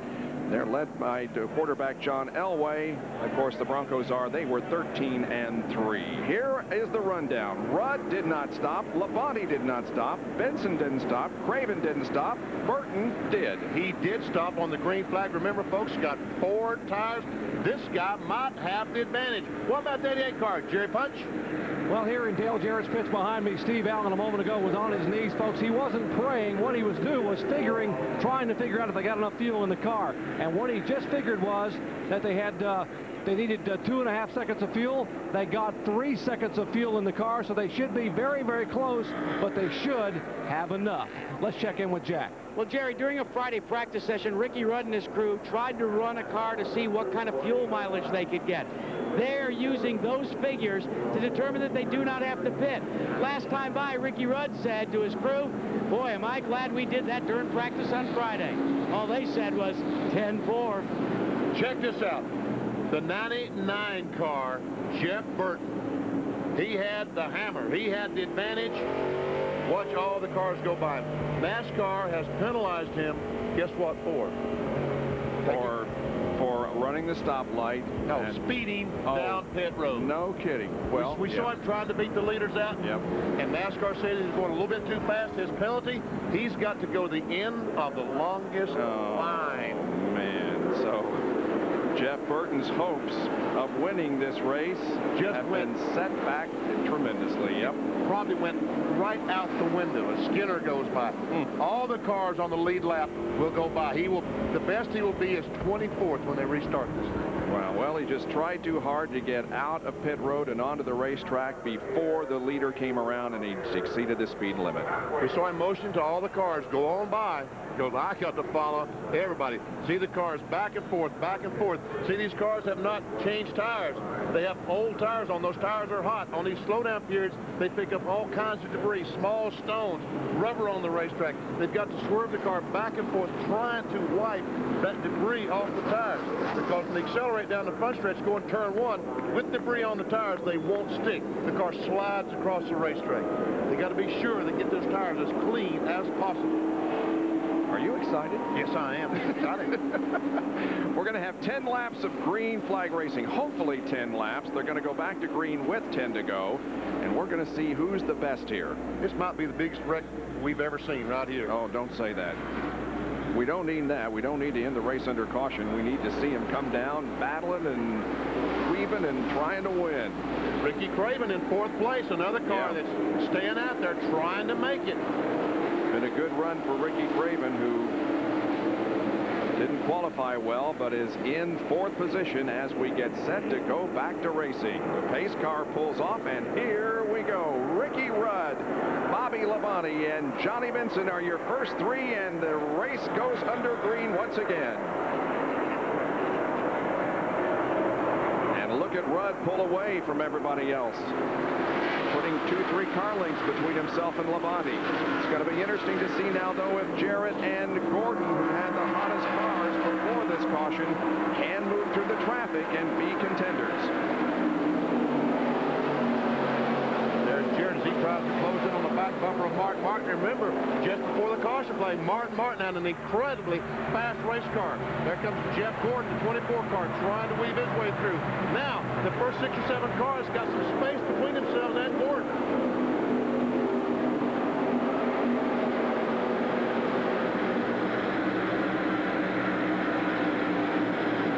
Dale Earnhardt, but he is not a factor in this race. He's 2 laps down in 30th position, but he's running here at the front of the field.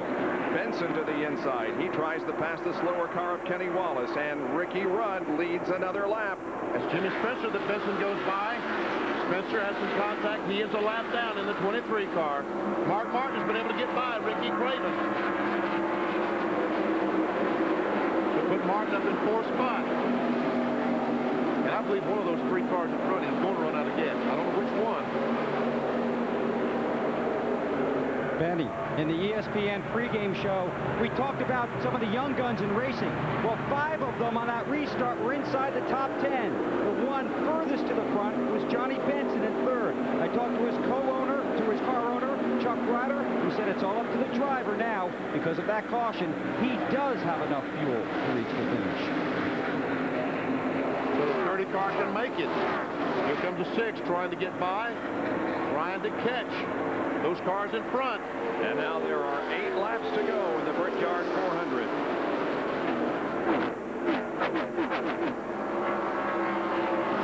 Up the leader, Ricky Rudd. And now Gordon to the inside of Earnhardt. Gordon still running in 7th position. And here comes Earnhardt back by, going, well, no, he will drop in and let Gordon go. Jeremy Mayfield back there in the white 37 cars running in 8th position. Kyle Petty is in the top 10, and so is Bill Elliott.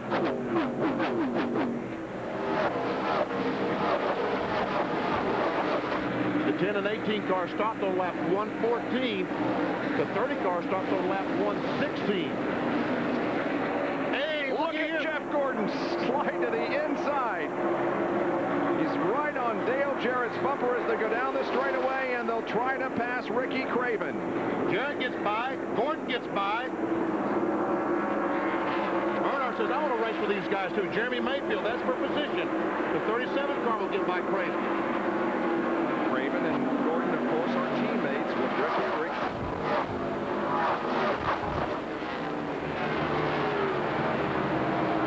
Benny, they're running out of time. We've got about 6.5 laps to go here as Rudd continues to hold about a half-second advantage over Bobby Labonte. And these guys are running about 3 seconds behind the leader.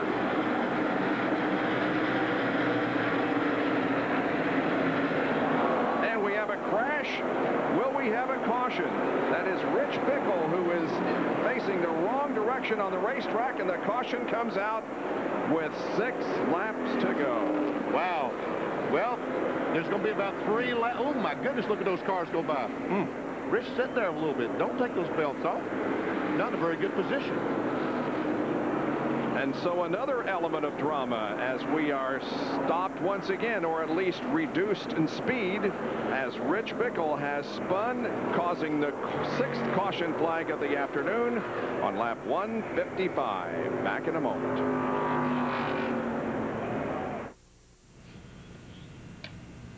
Hello, everyone. I'm Robin Roberts in New York. Coming up next on ABC's Wide World of Sports, our day of auto racing continues as top NASCAR, kart, and Trans Am drivers compete in identical cars at the International Race of Champions. Then in our 1984 Wide World Classic, Richard Petty battles Cale Yarborough for his 200th victory. It was a situation where you just do it and you react to what's going on, and it just happened to be our day and not Cale's day that day. We will also span the globe. It's all coming up next on Wide World. Let's go back to Bob Jenkins at the Brickyard. Just 6 laps left to go. Under caution once again here at Indianapolis with less than 5 laps to go in this race. Rich Bickle has spun up in turn number 3, and here it is from his onboard camera. He's going down the back stretch. We'll just listen.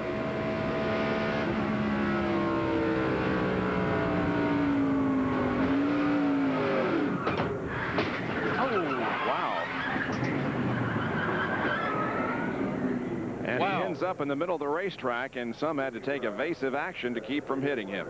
And he was a little wobbly getting out of the car. Yep.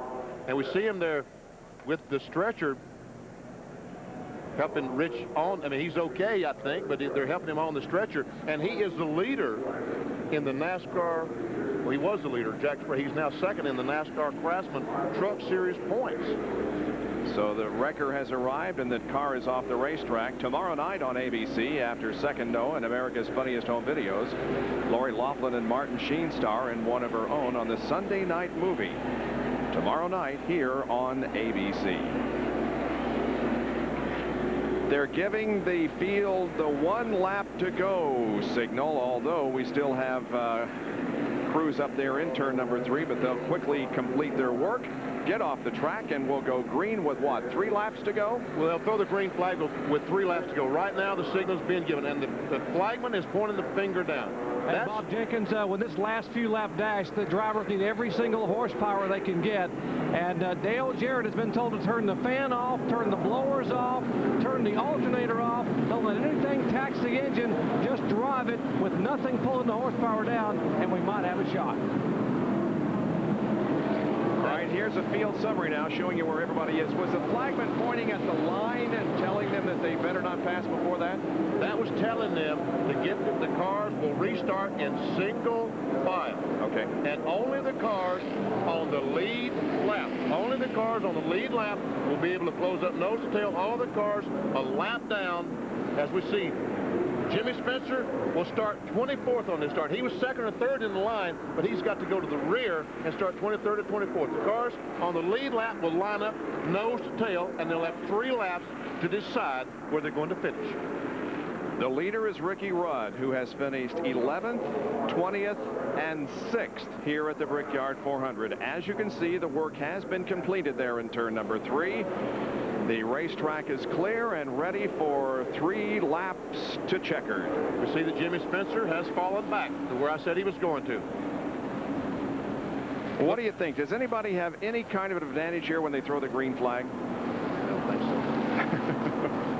Every man for himself, huh? I mean, every man for himself. Ricky Rudd was very, very fast. He's had a fast race car all day in that the Tide Ford. Mark Martin has been awfully fast. The 18 and the 30, we've seen the 18 car run well today. And again, the drivers are cleaning the tires down the backstretch, so they'll have none of that rubber buildup on the tires when they go green. Because when Rich Bickle spun up there to evade, the next time by when the pace car picked them up, the safety crew was there. All these cars had to go around them up in the debris.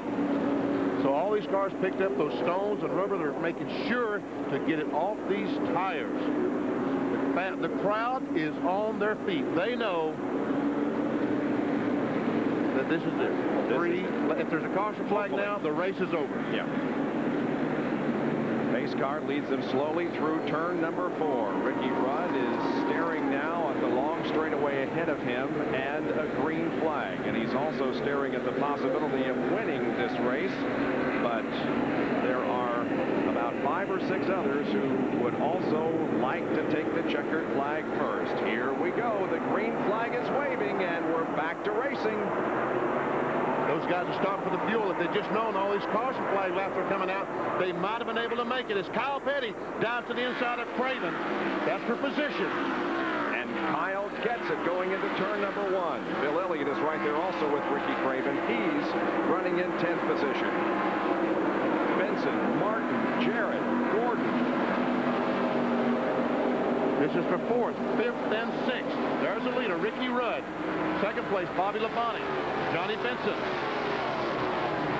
Mark Martin, Dale Jarrett.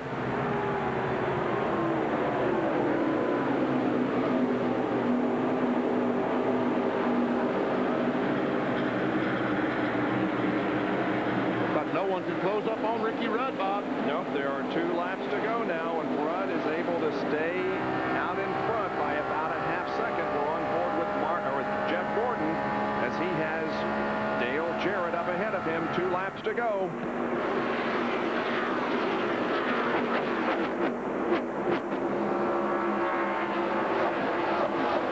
Mark Martin trying to get 3rd position from Johnny Benson. And he will get a run off the second corner. Here they come down the backstretch. And maybe some contact there as both Mark Martin and Dale Jarrett try to get inside of Johnny Benson, and there's contact there also, and Martin is out of control, and so is Benson, but they save it. Benson loses about 3 or 4 positions. Or more. He falls back to 11. That same situation. Here we come. White flag for Ricky Rudd.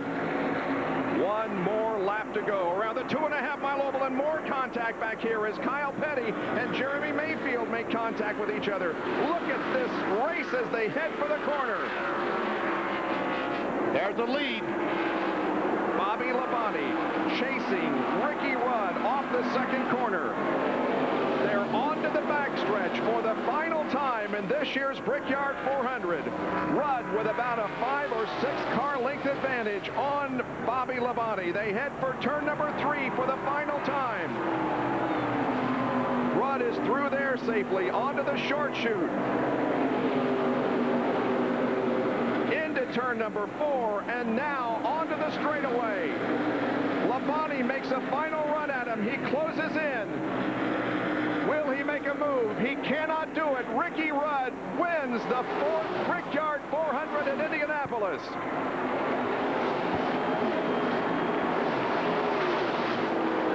There is major celebration going on in the pit area, and Ernie Irvin comes out with some body damage after that scramble down to the line.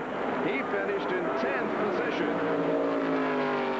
So we will be back here at the Brickyard to talk with the winner of this year's Brickyard 400, Ricky Rudd. We'll be back in just a moment to do that. The Brickyard 400 on ABC Sports. Brought to you by Miller Lite, who reminds you that anything can happen at Miller time. Monsoon, power, attitude, audio for the road. Team Monte Carlo, Chevy, the cars more champions trust. And Pennzoil, formulated for today's stop-and-go driving. Stop, go, Pennzoil.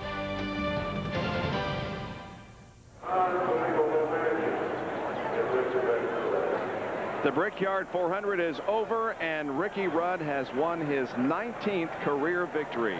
He led 15 of the 160 laps. We had 19 lead changes, a very competitive race. 6 cautions held the average speed down to just under 131 miles an hour. Is he a happy guy or what? Look at that smile. Pulling into victory lane right now is the young man from Chesapeake, Virginia. He gives Ford his 12th win of the year. Getting the congratulations of his wife, Linda. This is a young man that first made his racing mark in go-karts back in Chesapeake, Virginia. His first Winston Cup ride, he borrowed it from a friend of his from Chesapeake, Virginia. His brother and he argued over who would be the driver, who would be the crew chief, and now Ricky Rudd has come to the Brickyard 400 victory lane, and guess what, guys? He ran out of gas trying to get to victory lane. Ricky Rudd, you told the crew you're the big dog today. Well, I tell you, these guys done a great job. We were third, fourth place car today, and they kept digging. In practice the other day, we were a last place car, and they didn't give up. They kept working on this Tide Whirlpool Ford, and they got us pretty racing in the pit strategy and fuel mileage with George Gable, and all the guys over there at Pro Motor did a great job today. So it's just unbelievable here. Gary Myers did the tuning on the motor, so I don't know what to say. This is just a shock to me. Ricky, with about 20 or 30 laps to go, you began to back off the throttle just a little bit. Some people may have counted you out of the race, but you had begun to conserve fuel. Well, we knew this was going to be really tight, really tight. We were going to go for it. We were going to roll the dice. We were either going to win it or we were going to finish last. And, you know, these guys kept telling me, back off a little bit. If you don't back off, you're not going to make it. And then the cautions played right into our hand. Well, this is the time for the big payday, but it's also the time to receive the commemorative PPG brick, and your name will go on the PPG trophy. To make the presentation is the president of the Indianapolis Motor Speedway, Tony George. Ricky, first of all, congratulations. You guys called a great race. On behalf of PPG, I'd like to present this with you on the 1997 winning of the Brickyard 400. Thanks very much, Tony. It's just there's a boyhood dream to be able to race here at Indianapolis, and let alone race, but come here and win this thing in the stock cars is unbelievable. I took a tour around here when I was 12 years old. We were racing go-karts down the street. Never thought we'd be racing here. It's unbelievable. When will it sink in? When will you and your wife get really emotional about this victory? Man, I don't know. I took my helmet off, took the window net down on the cool-down lap, and just got a chance to think about it. I'd like to say hello to my dad back home. I know he's watching. Let's go back to the tower.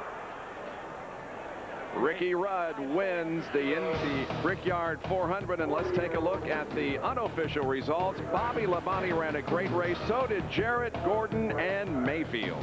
And Early Every back in 10th spot, some contact on the last lap. Don't know who with. Schrader 11th spot. Jeff Burton will finish in 15th. And we had 23 cars on the lead lap when the checkered flag fell this afternoon. Robbie Gordon finished in 28th, and Dale Earnhardt ended up in 29th position. And here is the rest of the rundown as we had 8 cars out of the race when the checkered flag dropped. Well, coming up next on ABC's Wide World of Sports, the International Race of Champions from the new California Motor Speedway. For Jerry Punch, Jack Arute, Phil Weber, and Benny Parsons, I'm Bob Jenkins. Thanks for joining us. Ricky Rudd wins the Brickyard 400. So long from the Indianapolis Motor Speedway. This has been a presentation of ABC Sports, recognized around the world as the leader in sports television.